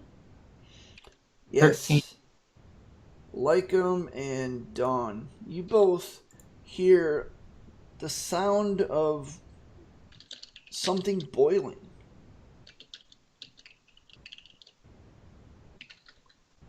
That All doesn't sound good. Does it appear to be approaching? Nope. Nope. Okay, so it's not like a tidal wave of boiling water coming I towards mean, us. the sound is kind of, it's like this, it's like the soft sound of boiling soup. And it's really kind of hard to tell because you're in a cavern and the sound is bouncing kind of crazy. But the best you can tell, it is coming from the area that the gas disappeared in. I'm a DM. I first and foremost, I always think of traps and all these horrible things that could be going wrong. But it's just coming from a direction we can't ascertain. Generally, it's coming from the direction that you saw the gas disappear in. All right, I will begin creeping my way in that direction, attempting to remain undetected to the best of my dexterous abilities. All right, Emeraldi, as you are in the lead, what are you doing? Emerald is trying to detect where that ghoul went with his divine sense. Yeah, you feel his presence. You also feel the presence of other things that you can't quite place, but they're definitely of the undead or fiendish nature. You're not really sure which. It's just kind of this general feeling you get coming from the southeast. Emerald is going to use one of his oath powers. He's going to enlight his sacred weapon here. All right. Don steps Now, away you, from you the realize that beacon only of light. lasts 1 minute, correct? Well, I can't tell. We're not in combat or nothing, right? You're gonna want to wait until we're in combat. Right. What I'm telling you though is you're gonna want to wait until you're in combat to use that. Okay, all right. Because it'll go fast out of combat. Yeah, that's right. Okay, I don't do that. Okay. I I'll guess allow you to retcon that. I mean, I don't. Is For anybody one saying strip of anything? bacon. Is anyone saying anything about what they're seeing and hearing? I'm creeping in I the assume direction. you're still What's the going that movement? direction. You saw it go in there with Dawn, right? Yeah, Dawn's creeping that way. I keep going with Emeraldi and Dawn. Yeah, I mean, and Lycum's I- following. Yeah. I'm Since like he can crouch hear it. walking over there. All As right. soon as I see Dawn go into like a stealth pose, I do too. But I'm specifically looking for hazards and wondering where that boiling noise is coming from. Okay. I think I know what that boiling noise is. Dawn I and don't like Dawn it. and Beetle. Anybody that's doing stealth, roll stealth. All right, my first 4 roll of the night was that perception roll, but it hasn't negatively impacted me, so I'm going to disregard it as a negative. Are we in roll. rocky terrain or no? Ah, You're in a cave. I'm gonna take that as a yes. So I get the 19. Nice. We're all, Sorry, well, that was a little was my sarcasm coming out? I apologize. It comes out It's at all the good. weirdest moments. well, I'm not being particularly stealthy, but oh well.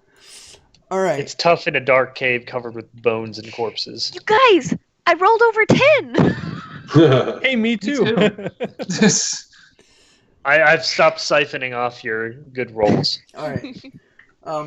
Beetle, you're able to kind of, find some stalagmites and stalactites and the place is generally dark anyway, so you're able to kind of slink into the shadows and easily disappear, thanks to the hue of your skin and the softness of your step. Unfortunately, Dawn, perhaps a little winded by all the running that she had previously done, is about as stealthy as Emeraldi was going through the square earlier, as she kind of clumps down the stairs, and the rest of you followed through. Emeraldi, you still in the lead? Yeah, I'm in the lead. All right. I'm in a defensive posture, though, shield up, battle axe ready. All right. As you go through the mouth of the tunnel to the southeast, you find yourself in a extremely large cave, a chamber, faintly lit by natural phosphorescence. Excuse me. Its ceiling rises 50 feet high in places. Crystals glimmer softly in the eerie light. The sound of this boiling soup sounds even louder to the south now. You see weird, beautiful flows and structures of delicate stone grace the chamber. This is not necessarily what you were expecting to see. The western portion of the great cave, unfortunately, is separated from the rest by a steep cliff that seems to drop off into nothing. The ceiling here is, like I said, about 50 feet. But as you look around, Emeraldi and the rest of you, as you kind of crowd in behind them, you see 23 sepulchres stand here. The lids are carved in the likeness of grim men in armor. Ancient runes on the front of each tomb appear to represent the names of the occupants or the intended occupants and a brief history. Can Emeraldi do a religion check? For what exactly? Well, are they buried in holy peace? Or are they, Okay, yeah, go ahead. These sepulchres are very, very ancient. Matter of fact, you're not even sure how ancient they are. But they look like they are fairly peaceful as far as you can tell. They don't look disturbed per se. Any more information on the holy symbols that were on them? There weren't any holy symbols. They were runes. Ancient runes, basically writings of some type. Emeraldi calls out, or kind of whispers out, "Anybody read any of this?" No. I'm looking at it. Do I see anything that strikes me as odd or worth? Are you trying to explain to me what you're trying to do here?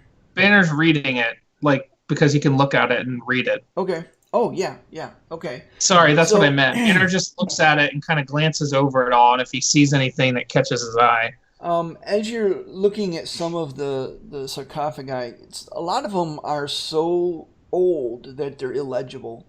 But the ones that you can read, you feel this kind of, I don't know, like this feeling of maybe awe or something.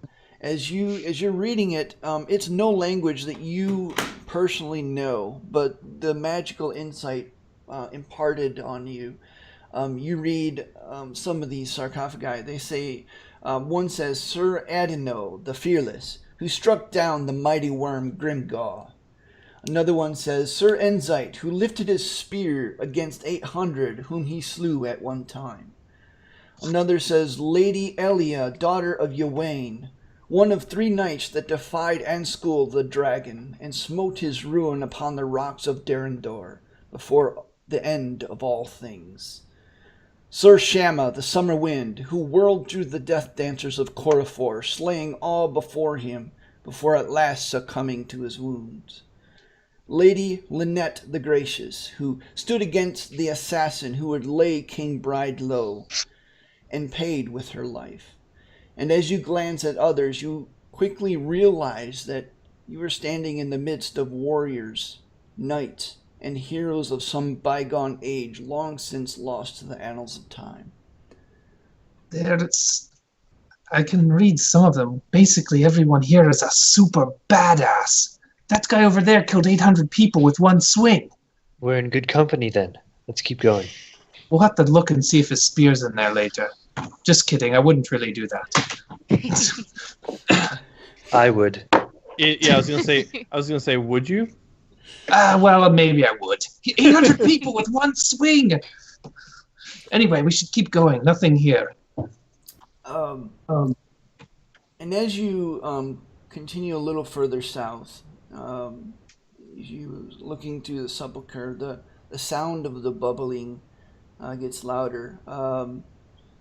Lycum, you happen to glance up as everyone else seems a little distracted by looking at this sarcophagus, and you see something you maybe haven't seen before. You see 3 large stooped figures, gray stringy hair off of their scalp, this purplish skin, around each a pouch that seems to glow.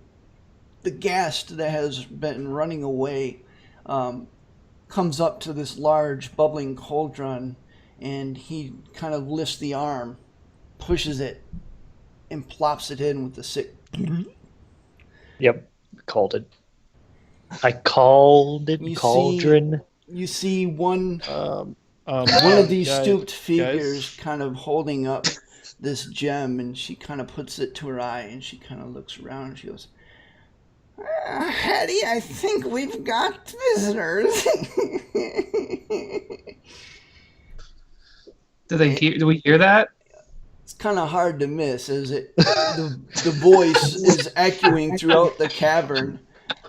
One of the others, Oh God, presumably it's a Hattie, kind of looks up. Visitors, you say? Well, they're just in time. She pulls out a ladle.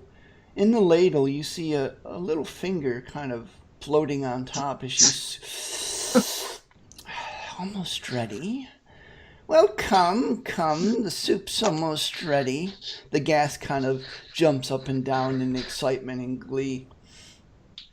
I hope you're ready for indigestion, and I Eldritch blast the underside of the cauldron, tipping it over, if I can. Roll initiative. All right.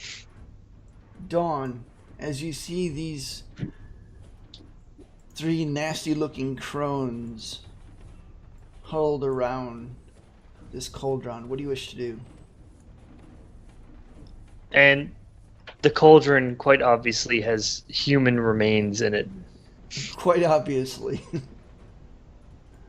And I take it that these are the individuals who are responsible for all of the deaths that have been happening.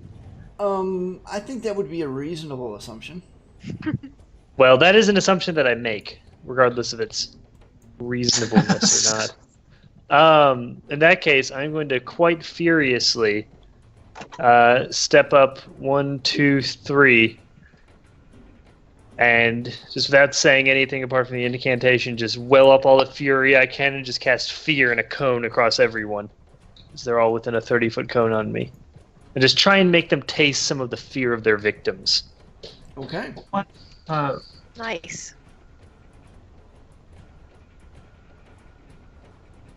Thank you for all standing in a group. I appreciate it. Lycum needs to be put in the turn order at some point. I'm just throwing that out there. How did you not get in the turn order, Lycum? All right. I rolled before you did it with Emeraldy. All right, and Bellis as well. Hold on, let me add Bellis. Cardinal sin of online D&D. No, I'm kidding. All right, Bellis rolled You got a 20. 14. Lycum got a 14. 14. How many 20s do we have? Jeez. So, A few. Nope, Velos is at the bottom for some reason. Yeah, I haven't positioned him yet. Okay.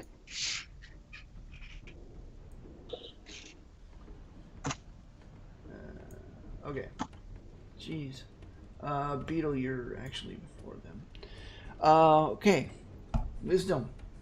Nice. What's your DC on that? 14. Oh, wow. Oh, yeah. I forgot about that.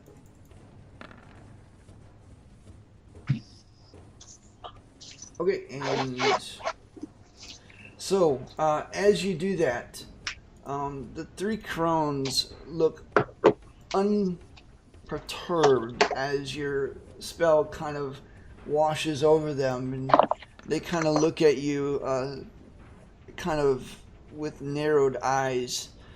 You see one smile and showing broken yellow teeth, one with a little bit of a flesh kind of stuck in it.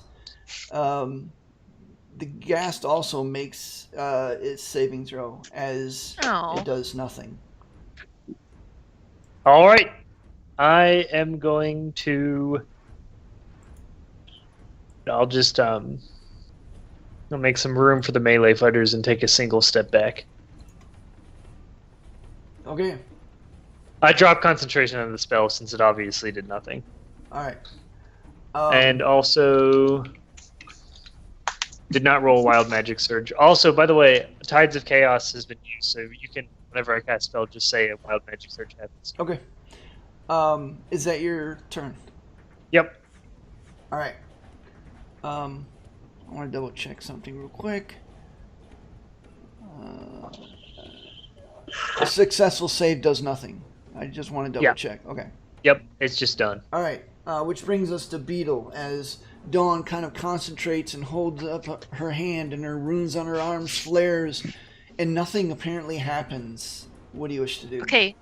Which of the hags was the one that smiled at Dawn?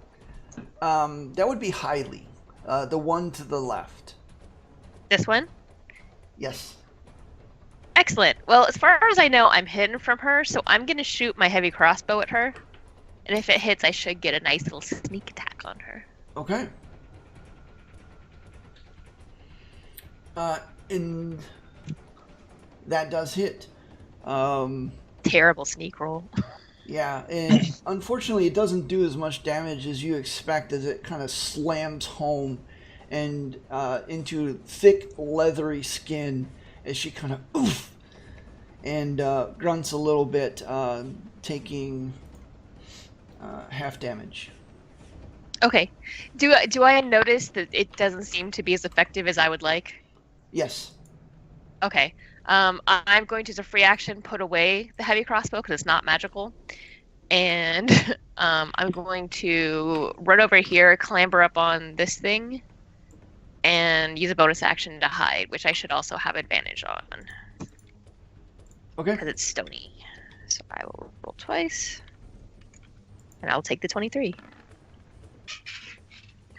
Oh, you're hidden. Just by that much. Is that your turn? Yep. All right. The one to the left, the one that spoke, that has this gem that she's kind of looking at you, and she kind of looks around and she goes.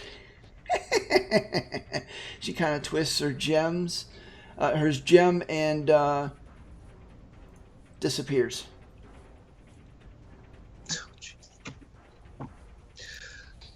I need a turn.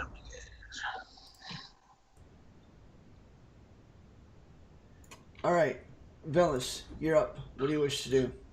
All right. As soon as I, Nice. there you go. I drop that on him. As soon as I see her disappear, I cast Fairy Fire. You can get them all with that. All right. She didn't move too far. Okay, so where are you? Yep. And so you're centering it where? Let's see, it's a 20-foot cube within range. Yeah. So let's see here. If I center it right here, 20 that way. 20 That's a that 40 way. foot cube. Yeah, it's a 40-foot cube. 10 feet each way. Oh, Still good though. yeah. All right. All right, 20-foot cube. So that's all right. So Dex saves. all right, and that would be 1, 2. What's your DC? 15. Damn Unfortunately, you with your racially compatible classes. yeah. Unfortunately, the fairy fire kind of clings around. Hold on. The fairy fire clings around the two crones by the cauldron, and they kind of shrug it off, and it kind of scatters in every direction. However, the fairy fire clings to the ghast, and he looks a little alarmed as his form is outlined in this fire. What color is it? Red. All right, in this red fairy fire, as it kind of outlines his form. Is that your turn? Yep. All right. Can you guys see the names now? I can see Hati, but no one else. Could you put a mark on the gas so I can remember he's fairy fired? Yep. Thanks.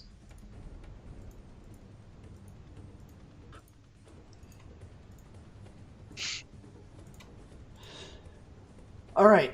So, Hilda kind of looks up and goes, troublemakers, huh? She fixes you, Emeraldi, with a look and raises a hand imperiously, and this purple light kind of lances past you, barely missing you as it kind of flashes against. Actually, it barely misses everyone as it flashes against the sarcophagus behind you.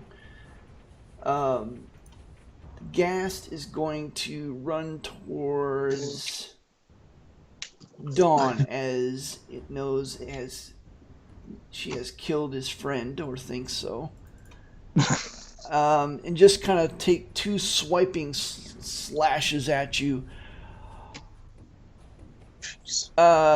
Rolls a 20 and an 18. Good. I'm going God. to use shield to, with my staff, throw it up and block both of them. All right, that raises you. Okay, so none of them hit. None of them hit, and the staff remains in good shape.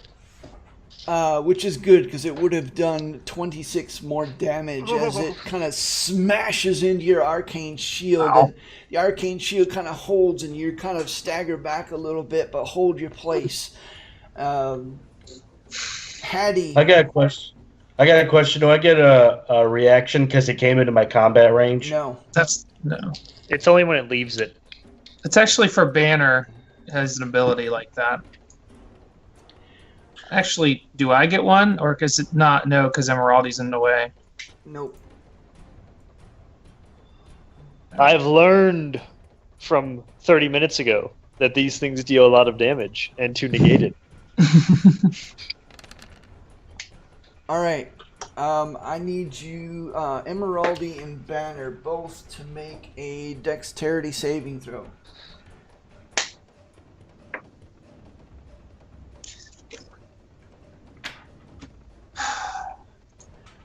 Remember, we get +2 because of the aura. Right. Emeraldi, you're able to kind of brace yourself as Hattie, the crone, lifts up her staff with the little, looks like a little animal skull at the end of it, and this great lance of lightning comes flying across the room, doing 14 points of damage to you, Emeraldi, and 28 points of damage to you, Banner, as it slams into you. And she kind of cackles. Move it all? And she's just going to shift to the side just a little bit. Emeraldi, what do you wish to do? Emeraldy is going to hack at the ghast. Okay. Nice. Critical. And then the next attack. Oh, wait. Emeraldy is going to add a smite 2nd level Okay. to that. All those dice double 2, by the way. Okay. So that'll be, I think, 4d8. Yep. Just Yep. do. Yep. It's a hell of a hit. When paladins crit, everyone knows. Oh yeah. 29. Holy crap. That's on top of the 18 I did earlier. Damn. Emeraldy, you kind of turn towards him and just light into him. As his attention was completely focused at Dawn, he just got done smashing into Dawn's arcane shield, kind of staggers back a little bit, and that's when you decide to leap forward and smashing him. Your weapon kind of taking on this holy light as you nearly cleave him almost in two. Your axe kind of almost bisecting down to his sternum, and he kind of stands. He goes down to his knees. He's not dead yet, but he doesn't look like he's long for this world. Emeraldy makes his next attack. If Okay. you move around to the other side, you can flank him with. Oh well, you don't need to. Oh, and you definitely hit him as you follow back through, and you just decapitate him. And his head just kind of goes bouncing. Emeraldy calls out, "You're not going to hit my friend." Thanks, Emeraldy. That was close. All right, is that your turn? Emeraldy's going to move forward. Right next to... Oh, on Hilda. top of her. All right. Is that your turn? Yep, Emeraldy calls out, "We need to rush him!" All right. Lycum, seeing Emeraldy surge forward, Dawn barely holding on against this onslaught from a ghast, and then the ghast just crumpling under Emeraldy's onslaught. This lightning bolt flying through the air, slamming into Banner and Emeraldy. What do you wish to do? Trying to figure out how exactly is my movement measured from this shape. I'm not used to that being this big. It's just from the edge closest to where you're going. Yeah. Okay. You move in 5-foot increments. How would I get around Velis? Because essentially I want to attempt to get to Hattie or Hilda, one of the two. I'm going straight in as Well, fast as I can. technically, you're on top He's of a friendly. sarcophagus. You can, you can go through. You can just go through. Okay. He'll let you through. Oh, nice. Okay, so then I'm able to go and get right next to there. Nice. Yeah, and I'm going to bite Hattie, Okay. just charging at her and biting. Ooh. And you do hit her as you kind of sink your teeth in. She doesn't look particularly wounded per se. My attacks are magical. Now in wild shape. Yeah. Okay. All right. Is she prone? Oh yeah, does she make that DC 13 strength saving throw? Oh, hey, nice one. Oh yeah. Matter of fact, she kind of looks at you like, "What are you doing?" Is that your turn? Yeah. All right. What is Cog doing at this point? Cog is just going to fly forward and prepare to be useful potentially. Okay. Which brings us to Banner. What do you wish to do? Hang on a second. I have to read something that I haven't read much of. 5 foot wide. Okay. I sent the javelin of lightning. Yeah, I was gonna. So first, as my bonus action, Banner's gonna just shake off that electricity, and it just sort of sizzles off of him, and use second wind to heal up a little bit. Okay. Which is a very nice bit of healing. Nice. All right. And then he's going to pull out his shiny new toy. He's like, I can do that now, too. And he's going to line up where that one was. He's going to go right here. He's not going to go too far. And he's basically just going to throw it just far enough that the 5-foot arc goes between Lycum and, because there's 5 foot of space there between them. Through there to hit Hattie, and hopefully hit whoever went invisible here and is standing somewhere in there, maybe. All right. Wait, show me again. But basically, he's throwing it. I can't make the line do this Here? because of the way it works. But yeah, between the Emeraldy and Lycum there, that 5 foot of space between them. Yeah, Hattie. Okay. Yep. So the way I understand it is I'm going to throw the lightning thing. So You throw it like a regular javelin. So the banner reaches back and it just turns into a lightning bolt and streaks across the room. Yep. Nice. It does hit. So she takes 2d6 of lightning damage because she doesn't get a save, I don't think.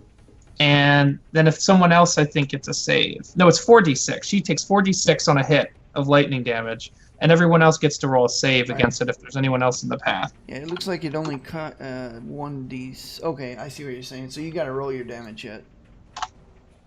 All right, so that Ouch. She takes a total of 16, and then I would roll.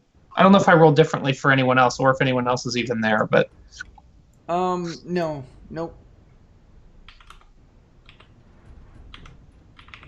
All right. So you reach back and you throw the javelin. As soon as it leaves your hand, it magically kind of turns into this lightning bolt.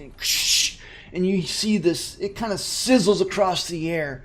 Bright light kind of flaring blue in your eyes as it slams into Hattie, and she kind of squawks as she staggers back. The tendrils of lightning kind of crawling over her chest, a little bit of smoke coming up from her black tattered robe. Is that your turn? And then Banner is going to step forward to here. Over the dead thing, and step alongside Emeraldy. All right. Dawn, you're up. What do you wish to do?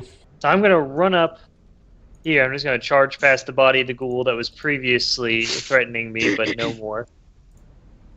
And I am going to take a look down at these hags that are cackling away in their evil ways. Throw out my left arm and just blast a lightning bolt through both of them. I'm going to use my vengeance ability, tasting some of the blood from the ghoul that was hammering on me earlier.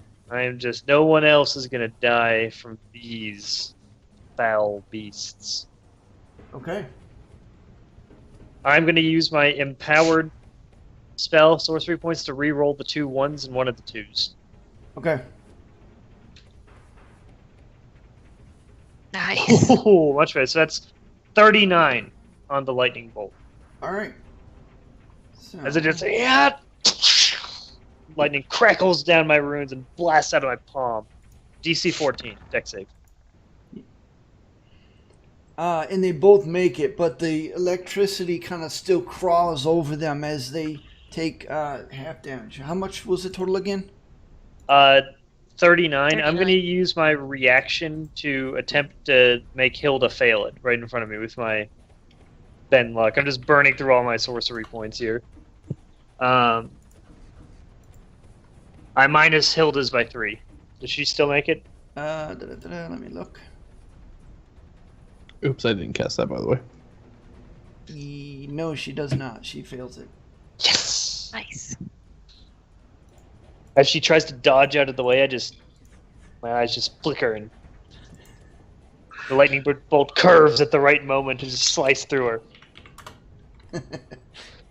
She looks up, and for a moment you think that she's going to dodge it as she kind of starts to step aside, but then she kind of stumbles, and the lightning bolt hits her full force. It was just enough of a warning, though, for Hattie to step out of the way. That's my turn. I'm just going to use a bonus action to convert one of my first level spell slots to sorcery points, but I've already used my reaction, so I can't do Bend Luck again this round. Okay. And as you cast that, you feel a wild surge of magic coming up. Oh, I forgot to roll for it anyway. But yes, I will roll on the D100. That's a 76. I think I've rolled this one before. I glow with bright light in a 30-foot radius for the next minute. Any creature that ends its turn within 5 feet of me is blinded until the end of its next turn. So I am a beacon of shining light. Does that mean that Hilda's blind right now? No, it's just an ender turn. At the end of their, yeah. All right. Which brings us to Beetle. What do you wish to do? I have 2 important questions for you, Brian. Mm-hmm. How do they both look? They both look fairly healthy, though Hattie seems to be a little more wounded than Hilda, but Okay. not much more. And are any of them holding anything that looks particularly interesting to me? Well, if you would recall, the one that seems to have disappeared was holding some a kind of gem. Around each of them, all of you would have noticed some kind of pouch around their waist. Each one was glowing, but you don't know what that was. Do I still see either of them like with one of those pouches? Yeah, they both have. They all 3 had pouches. Yeah. Okay. Did I see them reaching into them like the spell component pouch? No.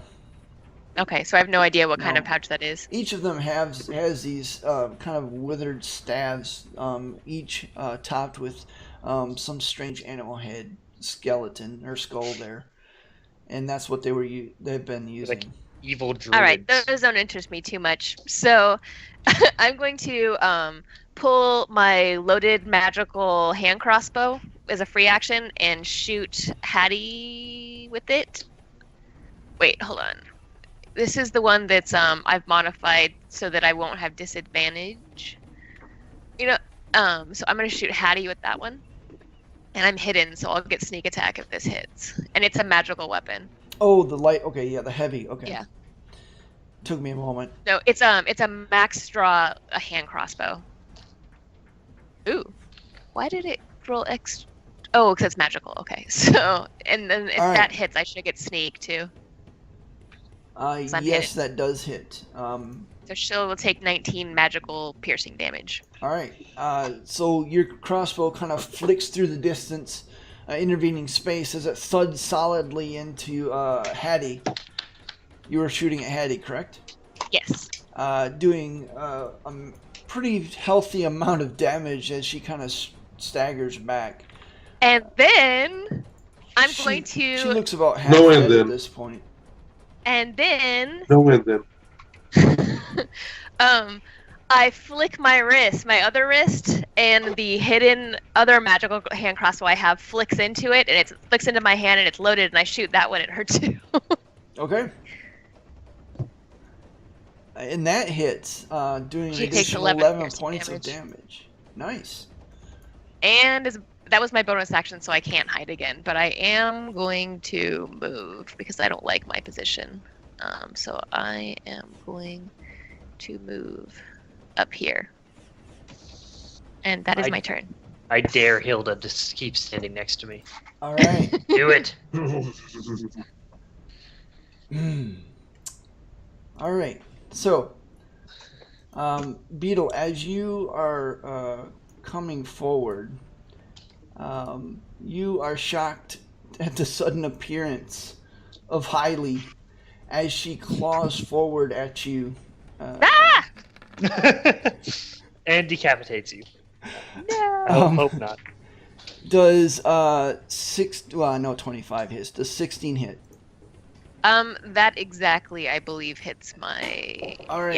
Yeah. She does 24 points of slashing Oh. damage as she just, claws at you 2 times. A lot of And damage. she goes, "Wrong move, dearie," she says. Brian, your hag voice is excellent. I love it. Agreed. It really is. Thank you very much. Are you saying I make a good woman? Never mind. As someone who plays as Dawn, yes, you do. Let's see. That was. Oh, hold on. Can I ask a question? Yes, you can. If she ask. appears in my reach, do I get a reaction against her?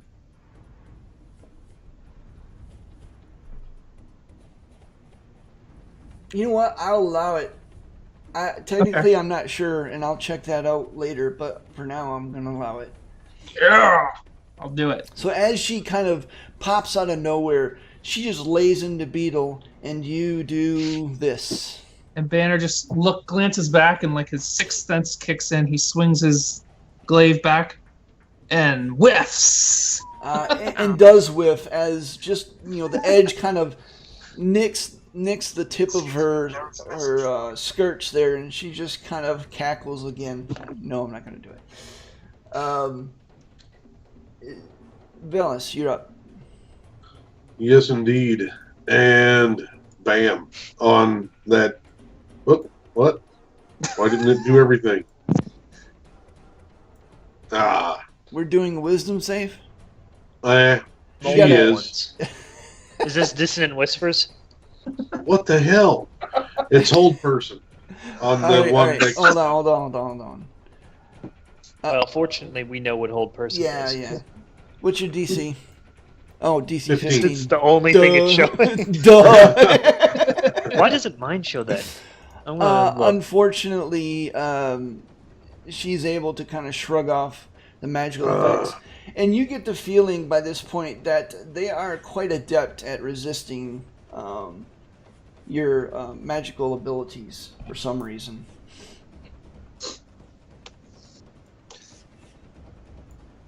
Is that your turn?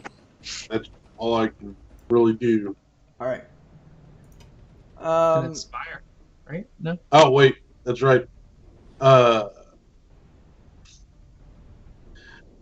ain't no chopper like a banner chopper because a banner chop don't stop, and I inspire banner. All right, I'll take it. Are you D8s right now? All Still? right. Right? Yes. Okay. Okay, so, I'm going to take that out. As you can finish your inspirational song, Banner, you feel the moment of inspiration coming up on you. Hilda kind of looks at you, Emeraldi, and she goes, "I don't think so." And she reaches out a hand and touches you. Make a wisdom saving throw. Emeraldi. Okay. Add +2 on that. That aura is nice. You feel this kind of almost necrotic power just kind of running off her in this aura, and it kind of reaches up to you, and you feel your eyes almost like this dark aura kind of coming into your eyes, and you kind of shake it off barely as you barely avoid the eye bite spell from taking hold of you. And she goes, "You paladin! Useless!" And she backs away, and yes, you get an attack of opportunity as she does so. I am going to attempt to whack her with the shield staff I'm still holding. Emeraldi, you do hit her for No, didn't you use your reaction already? Oh, I did. That's right. 3 points of Well, damage. it's okay. It would have been like 2 damage anyway. I got overexcited. You just wanted to hit somebody with a stick. I did. I was thinking about just punching her or biting her Emerald again. retorts with this reaction. Not so useless now. Take that, foul wench. You need to work on your one-liners, Emeraldi. Yeah, I do. All this is going on. That's great. That's great. And Emeraldi, make another wisdom saving throw as Hattie kind of says, "Sister, take care of that one." And she also extends, +2. Yep, she extends her staff towards you. Unfortunately, this time you are not able to resist the effects of the whole person spell that comes over you as you are no longer able to move. But you can make another wisdom saving throw at the end of your turn now. That's your turn. All right, I will. Unfortunately, you are still held. All right, Lycum, you're up. What do you wish to do? At least you got those good hits in first, Emeraldi. Having heard that Yeah, I know. Beetle was getting hit behind me, I'm going to actually turn around and go and pounce on the other one, biting in the process to get her off of Beetle. Okay. Never mind. Unfortunately, it does not hit as she kind of deftly dodges aside, which brings us to Cog. What do you wish Cog to do? Cog's gonna fly back into this little nook and hide. All right, Banner, you're up. What do you wish to do? Can I ask a question? Yes. This is a weird question. Does the floor slope at all? No, off to the west, you'll notice it's not very well. I didn't reveal it. Oops, sorry. There's a cliff thing. off to the west. There's a cliff. It's not very well highlighted. Whoops. But it's there. So over here, there's a cliff, or over sorry, here to the east. My other west. Okay. And so there is a cliff here. okay. It I'm just drops gonna, off into darkness. You seeing can't that see the seeing that Emeraldi, does the iron on the pot look really hot? Yeah. I mean, it's boiling. Whatever's in. Well, you know what's inside, but it's boiling. So, and it's just on a fire. So you would surmise that the pot is fairly hot. It's a hot pot. Okay, Emeraldi isn't moving. He has a shield, right? It looks like it. Okay, this is all questions like, if he's not moving, can I grab his shield with him without a fight? No, because he has it equipped. You'd have to take it's an like action to equip strapped it. on. Yeah. Yeah. All right, you know what? I'm gonna do it. I'm gonna take the damage. I'm gonna charge into the cauldron and pour it right towards Hattie and Hildy, and try and force it over and tip it so that it pours all the boiling water over them. Okay. So what you'll need to do then is make an athletics check. But before he does that, could you describe it more instead of crashing into it? Why don't you use your glaive to tip it over? That might be safer. As a lever. He already said what he's going to do. Banner's though. crashing into it. I mean, Banner's going to throw his shoulder into it and do it. I I'm going to applaud go you for for the highest creativity. part of the pot that I can do with getting leverage without burning, but I'm going to do it. All right. So you just kind of like putting your shoulder to it and pushing? Yeah, well, my shoulder that's armored too, so I can get a little protection, and pushing and lifting up and pouring it towards them if I can. Okay. That's actually good because making. Oh.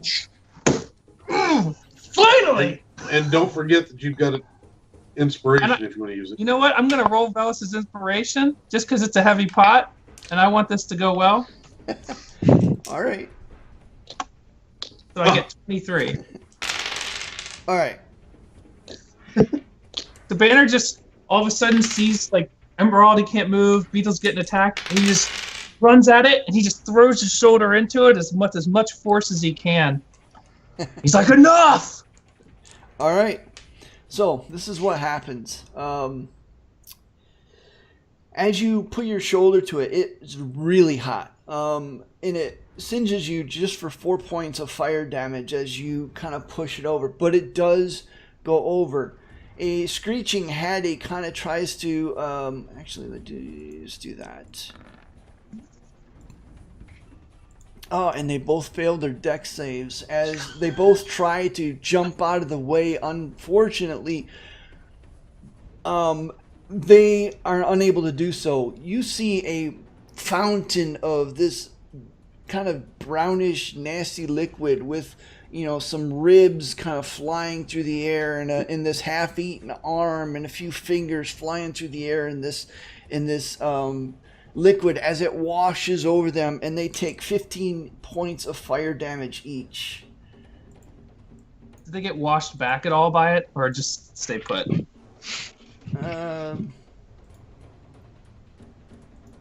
Tell you in a second.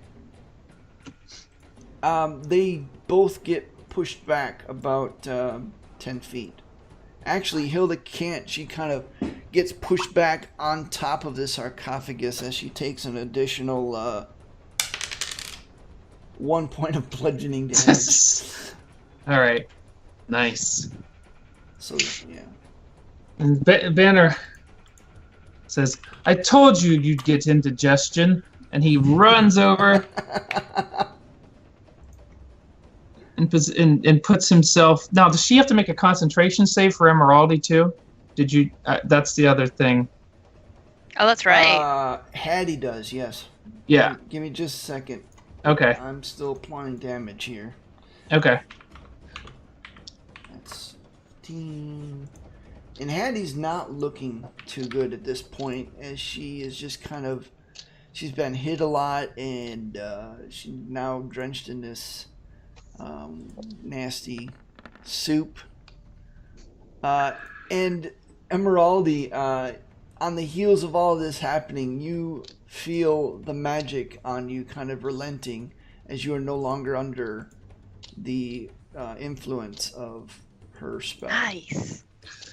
Banner That slaps worked out Emeraldy really on the well. back, runs up on top of the sarcophagus, and so he doesn't get burned, and casts Hex on Hattie with his bonus action. All right. Is that your turn? Yep. With that, I'm going to have to head out, guys. It's late for work tomorrow, Okay. so All right. Good see y'all later. Thanks. Wait. Good night, Jeff. Dawn, you're up. What do you wish to do? All right, as I'm running up towards them, I'm just gonna shout out,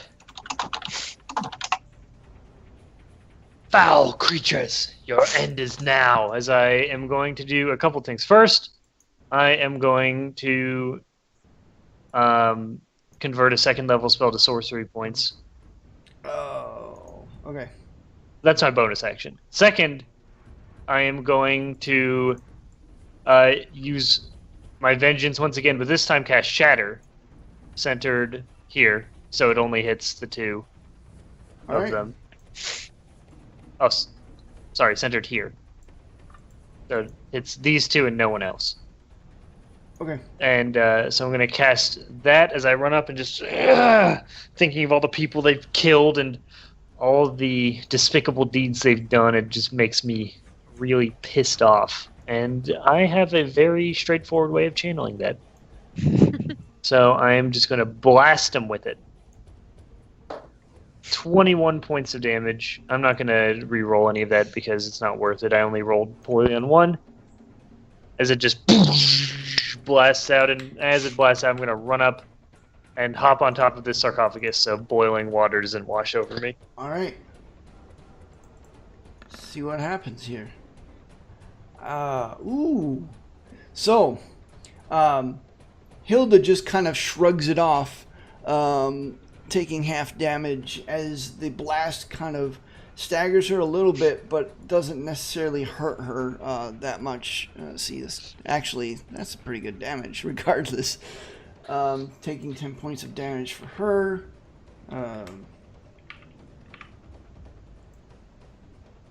Hattie actually is not looking so good as she kind of staggers under the onslaught. The previous attack from Banner have already kind of laid her low, and she kind of grunts and kind of falls down to one knee. Is that your turn? Yep, I'm done. All right. How many dice have you used so far in your vengeance? 4. All right. I'm keeping track. Okay. Beetle, you're up. Oh, wait, let me roll my wild surge just yeah. to see. I always forget. Okay, Me too. we're good. Beetle, you're up. What do you wish to do? Okay. As a bonus action, I'm going to disengage and run over here. And I'm going to reload one of my hand crossbows, dropping the one that's actually attached to me that can't fall on the ground. And I'm going to shoot Hattie. As you're shielding your eyes from Dawn's beacon of light that's Yes. shining out at everyone like a lighthouse. All right. And that barely hits. And since Banner is right there, I also get sneak. Which is not even necessary, as the bolt kind of slams into her forehead right between the eyes, and she kind of collapses in a mess. Dead. D-E-D, dead. Hattie is That's what no more. happens Dead. when you kill innocent people. You hear this rumbling throughout the cavern as both Hilda and Hailey both screech, "No, Hetty!" And you feel somehow that their power is a little more diminished. That's what I was hoping. And that is my turn. All right. Glad we killed that other ghast before it got here.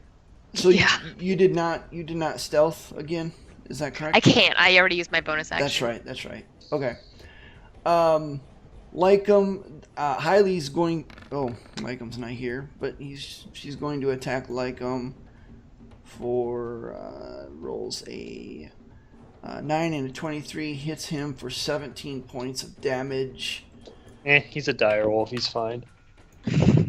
He growls at Hailey. Velis, you're up. What do you wish to do? Run down here and give Emeraldi haste again. I was going to give it to Banner, but he ran off. I had some soup to spill. All right. So, Velis, as you lay your hand, is it a touch spell, right? It's Yeah. a 30-foot range. Oh, Oh, 30-foot range. Okay. So, yeah, you concentrate. Concentrate on Velis. Not Velis. Blah, blah, blah, Emeraldi. Emeraldi, you feel your the effects of the haste spell descend on you once again as your heart beats rapidly and your muscles kind of bulge and you feel extra energetic at this point. Is that your turn, Velis? Yep. All right. All right. What is she going to do? She is going to. At this point, she's really pissed. She's just going to run forward at you, Dawn, because you're the closest one, and lay I into snarl at her. I just hiss with animalistic you. qualities. 19 and a 23. I'm going to use my. Should I do that? What are the odds of that? No, that doesn't have much of a chance of succeeding, so I won't. All right. Yeah, I take 2 hits. For 28 point of damage as she kind of slashes into you, growling. No, any vestige of humanity left in her is now gone, as her eyes are now wild and kind of drool is dripping down her face. Holy crap, Yeah, Dawn. she just impales me. I have 3 HP left. Oh, God. I just cough up blood all over. Emeraldi, what do you wish to do?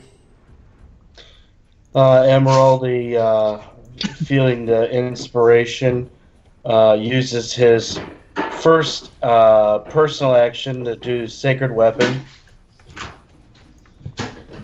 He moves to here. Lay on of hands for Dawn for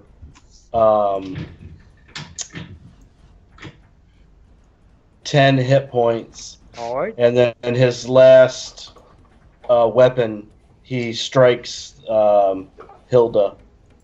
All right. Unfortunately, your strike goes wide, but the healing energies of Baronar True Silver does wash over Dawn as she looks a little less near death at this point. I just start taking deep breaths as I almost topple off the sarcophagus from the force of the blows. They don't fall there. That's my turn. All right. Also, you're blinded, Emeraldy, since you ended your turn next to me. How long does that last? A minute. Oh man. And just as you finish swiping at Hilda, all of a sudden the world goes white as you lose your sight. Oh, Hilda's blinded too. Yeah, she's blinded now too, though. Everyone's Yeah, that getting is blinded true. by me. They should. Yeah, and then my Sacred Weapon dumped out 20-foot radius of bright light and then another 20.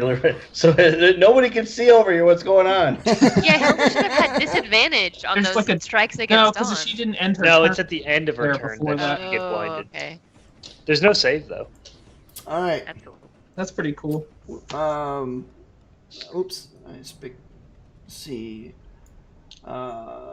Lycum is going to try to bite Hilda. And fails miserably.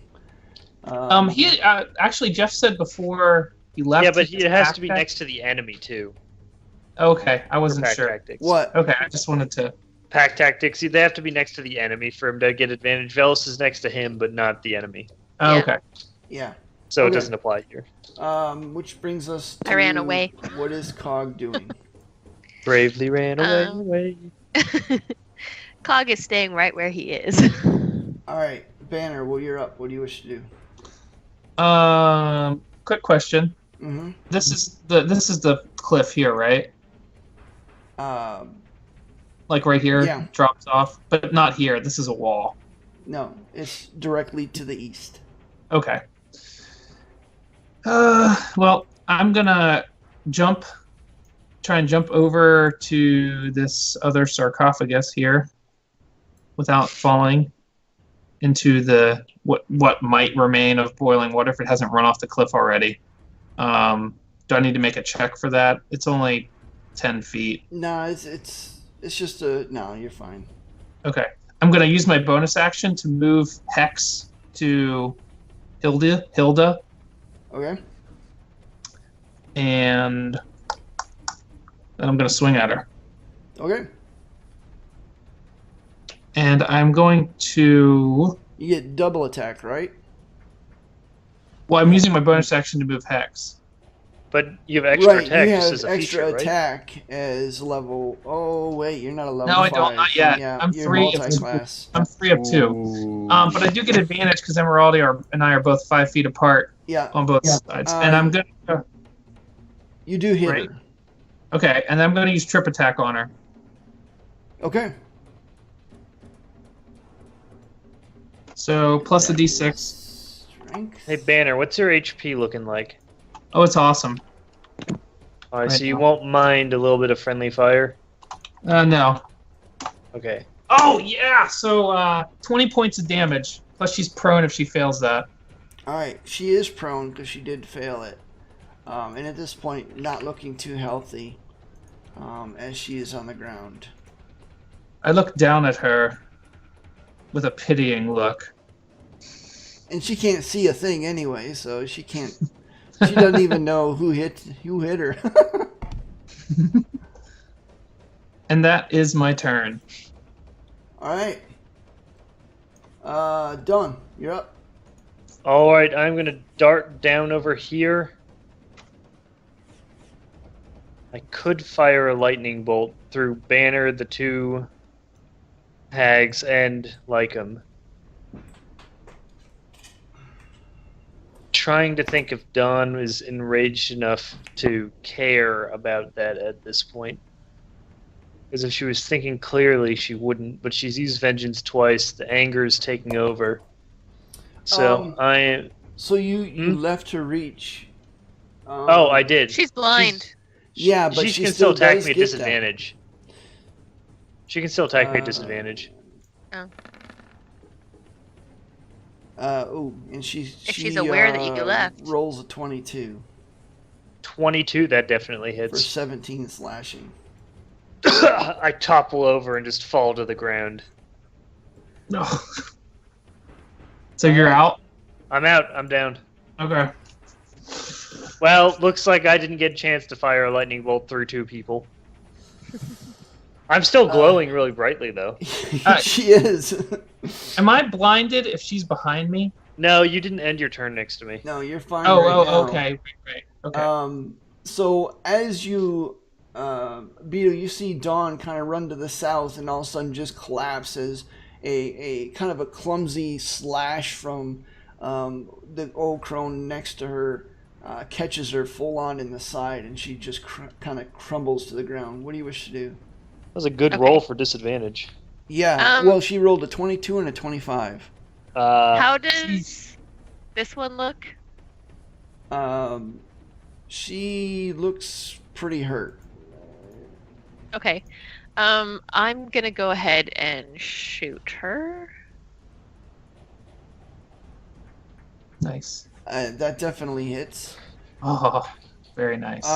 Yeah, and your crossbow bolt just kind of hits her right in the back of the head as she was like facing where Dawn was, just kind of blindly, swiping down. Dawn crumbles. Your 2 bolts just kind of slam into the back of her cranium, and she collapses. And Dead. then I'm going to, as a bonus action, run to Dawn's side. All right. And that's it for me. All right. Hailey is going to look at you, Velis, and she is going to cast. Make a. Which one is it?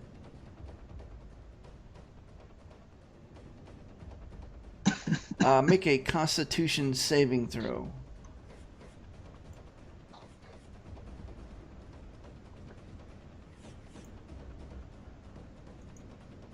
Velis. Jay, are you there? Yes. All right. All right. Yep. Okay. Oh. I'm just bleeding out on the ground. Not for long. I have potions. You might be in boiling water too, actually. I'm behind the sarcophagus. Oh, that's true. Probably ran the other way. Oh, wait. It's right there. So, what did it do? Dallas, actually, you're just making a con save right now. I'm making a con save? Yeah. Oh. For what? A spell. A spell. Okay. Ooh. Okay. So this black energy kind of springs from Hailey's hands, slams you right in the chest, as you feel a sense of enfeeblement kind of grip you. All of your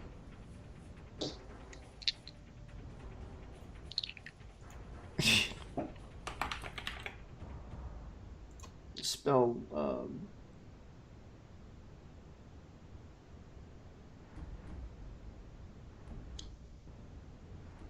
I got it on my phone. Make a ranged spell attack. Raven Feeblement? Okay. Yes. So from now on until you make another con saving throw, at the end of your turn, your weapon attacks only does half damage. And that is Hailey's turn. Velis, now you're up.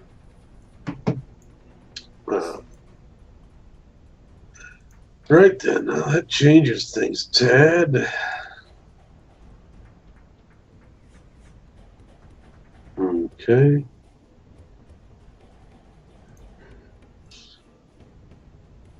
So that makes it a little bit different.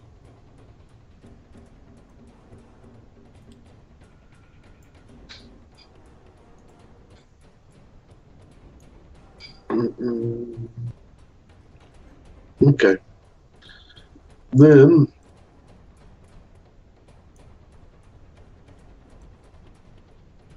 all right. Blink. Run over here. Whoops, not there. And there goes. Oh! I Goodbye, cruel world. He slips on a rock and he goes down. All right. can't take it anymore. Doink. And doink, doink, doink. So 16 hit points back to Dawn. Nice. All right, Dawn, you are back up. Is that your turn? Nice. That's it. All right. Emeraldi, you are currently blinded as you're kind of everything's awash in white light. Even though Dawn has moved away, is it still? Yeah. Yeah, it's until the end of this turn. Right. It goes away on its own. At the end of this turn, it'll be removed. But you basically, if you speaking of which, Beetle and Velis are now blinded. Yep. I'm just trying to heal. You run up to heal. It's like healing a star. You're like, I'm unconscious while this is happening. It's not like I don't even know. I finally start breathing and everyone's like covering their eyes. I can see fine. Emeraldi, what do you wish to do? I mean, I don't know what I can do. I mean, I can't see anything, so. Well, I mean, you can still hear. attack, you're at disadvantage. You can hear. can Emeraldi sense where she is because of his paladin sense? Well, yeah, you can sense the direction. Basically, when Hattie and Hilda went down, you can no longer sense their presence. So the only presence that you feel left is essentially to the north. All right. I mean, Emeraldi might, I don't know, carefully. I don't know if I can even do that. In your At head. 25 really foot walking dumb. speed, actually, you're at 25 feet in 6 seconds. You're actually just walking. Well, no, I He's think he's taking- saying, what did he trip over anything? Yeah, well, Yeah. let me look at blinded here for a minute. Creature can't see automatically fails any ability check that requires sight. Attacks versus creature have advantage. Creature's attacks have disadvantage. So it doesn't say anything about moving, but I'm going to say, since you're essentially, there's a sarcophagus, there's an upended cauldron, there's stuff on the ground. If you carefully kind of inch your way forward, I will allow you to do, say 10 feet for every square instead of 5 feet for every square. And you can be careful that way. Or you can chance it and do an acrobatics check and get your full 25 points. 25 Go feet. for it, of movement. Emeraldi. He's got Or you 50 can feet. throw- acrobatics checks. Or you can Yeah, throw a ranged weapon at it. He's got 50 feet of movement right now. Oh, that's Oh, true. that's Oh, right. yeah, he Right does. That'll That is get you true, there. because he's hasted. You can get there. He's hastily picking his way carefully through. Yeah, I'll try to move closer, very gingerly, using my, shield and battle axe to kind of guide. If I bump Clang. something, I move So- accordingly. So you're Clang, leading. clang, clang. You're leading with your shield, kind of like this. Scraping it across the ground. Yeah, scraping across the ground, and And you just Playing kind into the of, you just cauldron. kind of Playing. bump your shield against Haley. Whack! Whack! All right, Um, so yeah, you I- kind I- of bump your shield up against Haley. You smell the dire wolf next to you, so you have a fair gauge of where you are approximately. yeah. So that basically uses what, my movement and one action from the haste. Just a movement. You still have your 2 actions. Yeah, your movement is now 50 feet, so you actually use 25 feet of movement, or Oh, okay. you know what I mean. All right, I'm going to use the haste attack. All right. Unfortunately, that misses. For then, haste, you get 2 actions, so you actually get 4 attacks. No, it you only can't says use one. the extra attack with haste. No, you can't. You only get 1 attack. You don't get extra attack twice. I did Yeah, not you do. know. Yeah. I thought No, for you sure you don't. got an extra No, it says action. so in the haste spell. It says in the Really? haste. I think it's up to the DM. It literally says that in the spell. So, Yeah, but I so think here's it's up to Okay, my anyway. action, and the bonus action is extra swing. But I do get my charisma bonus because of sacred weapons, so those are 17s. Oh, in that 1 case, to 10 because of disadvantage, but yeah. Yeah. So one's a 12. So one's a 17, one's a 20, and one's okay. So your first 2 hit, just kind of slams into him. The second one kind of clumsily misses and goes to the side, as she just kind of tries to backpedal just a little bit. She still looks very healthy at this point. And those were with the magical weapon. Yep. That's my turn. Okay. Which brings us to Lycom. He's going to try to, let's see. Biter. And he does get advantage because of pack tactics, which is a good thing, doing 5 points of piercing damage. It's 10 his- because his bites He's are magical. I keep forgetting that. You're right. Is she prone? Don't know yet. Give me a minute here. Sorry, I was just excitedly curious. That's all. She is not prone. She rolled a 16 on her strength check or strength save. All right. Cog is doing what? Nothing. Banner, you're up. Don't end your turn Banner next to me. is. I'm trying to think here. +2. Okay. Banner rushes, seeing that Dawn's okay, and knowing that, and being blinded by her, and his eyes starting to burn. He rushes up here, jumps on the sarcophagus, and I'm assuming, since Emeraldi's a dwarf and I'm on a sarcophagus, I can attack her over him from here. Yeah, I'll allow it. Okay. If not, that's fine. I just am. No, you're good. Do your attacks. Okay. And he's gonna shift hex to her and Okay. make an attack. All right. One day you will get extra attack. Soon.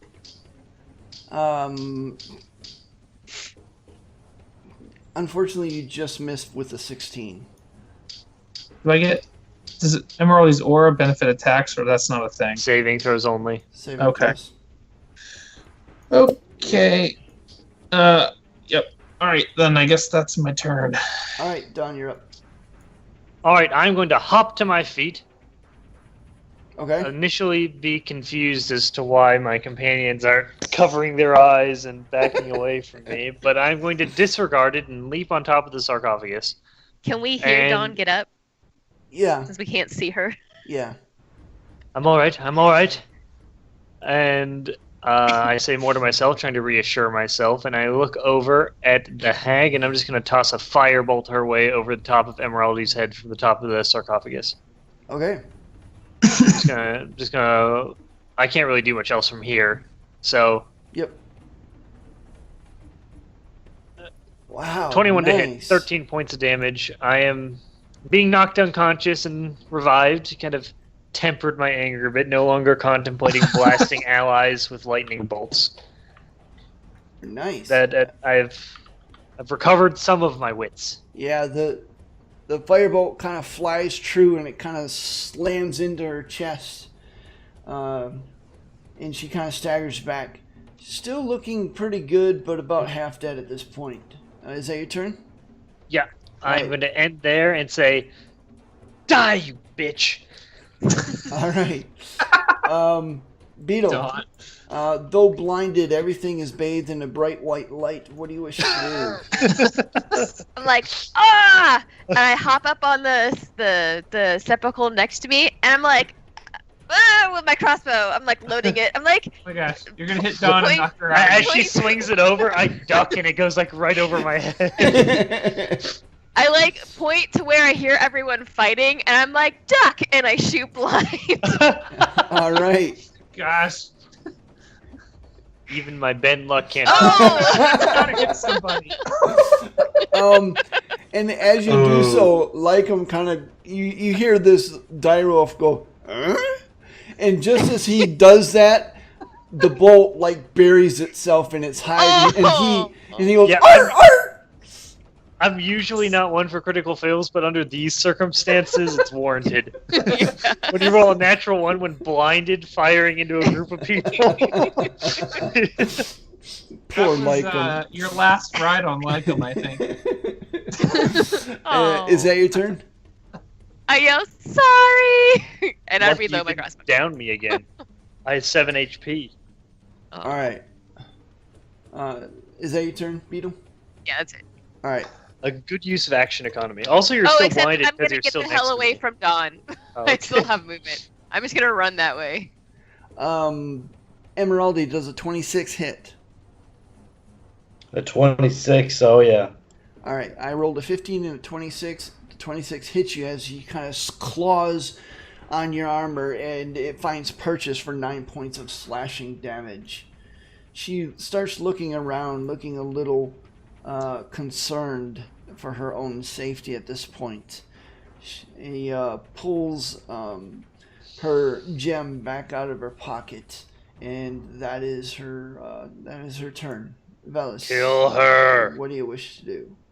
I want that gem. Velis, you also are blinded by the white light of dawn.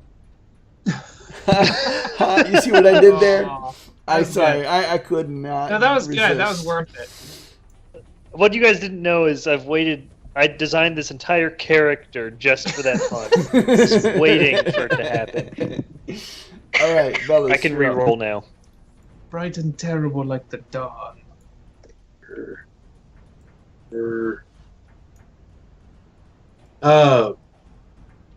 Right.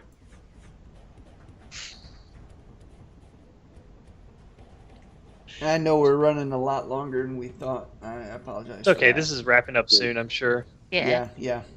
No worries. Just gonna I don't- run up there and I'm gonna I'm gonna use my whip and try to hit that Hattie over Emeraldi's head Okay. and need to roll concentration for her to see if I'm still enfeebled. Uh huh. So, oink and oink and oink. Well, that's a miss. Yeah. Unfortunately, it snaps over her head harmlessly. But it looked impressive. You look like Indiana Jones doing it. Go ahead and make your Constitution saving throw. Oh, she needs to for taking all that damage to see if I'm still enfeebled, but I'll make mine. Oh too. yeah, no, yeah, that's right. Don't bother. You are no longer enfeebled.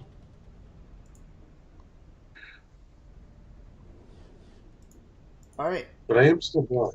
Actually, as you end your turn, the blindness does lift. Same for Beetle. Is that your turn? Yeah, but same for Beetle. Emerald is already hasted. As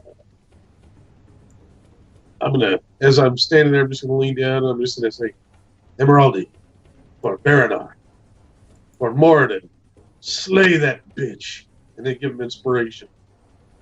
All right, Emeraldi, you feel a divine sense of inspiration grip you, and what do? Emeraldi is going to attack with all of his might. Here's the haste. Nice. Does that hit? Yes. All right, and then I will add smite to that for 2d8. Okay. Oh, Oh man. That could've been Emerald nice. is gonna That hurts. Oh, man. attack for his regular action. Yep. That hits. oh. Wow. Emeraldy adds smite again. You get for your regular action, you get 2 attacks. I just wanted to make sure you. Yeah, it's not a bonus. action. I'm Okay. rolling each hit as I go. Okay. Okay. All right. And then his last swing for his regular. Nice. And again, he's going to do smite for all 3 Spell hits. slots do you have?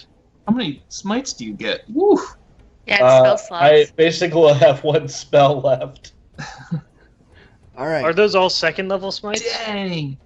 No, it's first No, level. they're first level. Ah. All right. So. Nice. That last Paladin. smite made up for the first one. Paladins are Yeah. broken. Oh. Look, I played a game with Balin for a year. I know that. The paladin rogue fade. Man.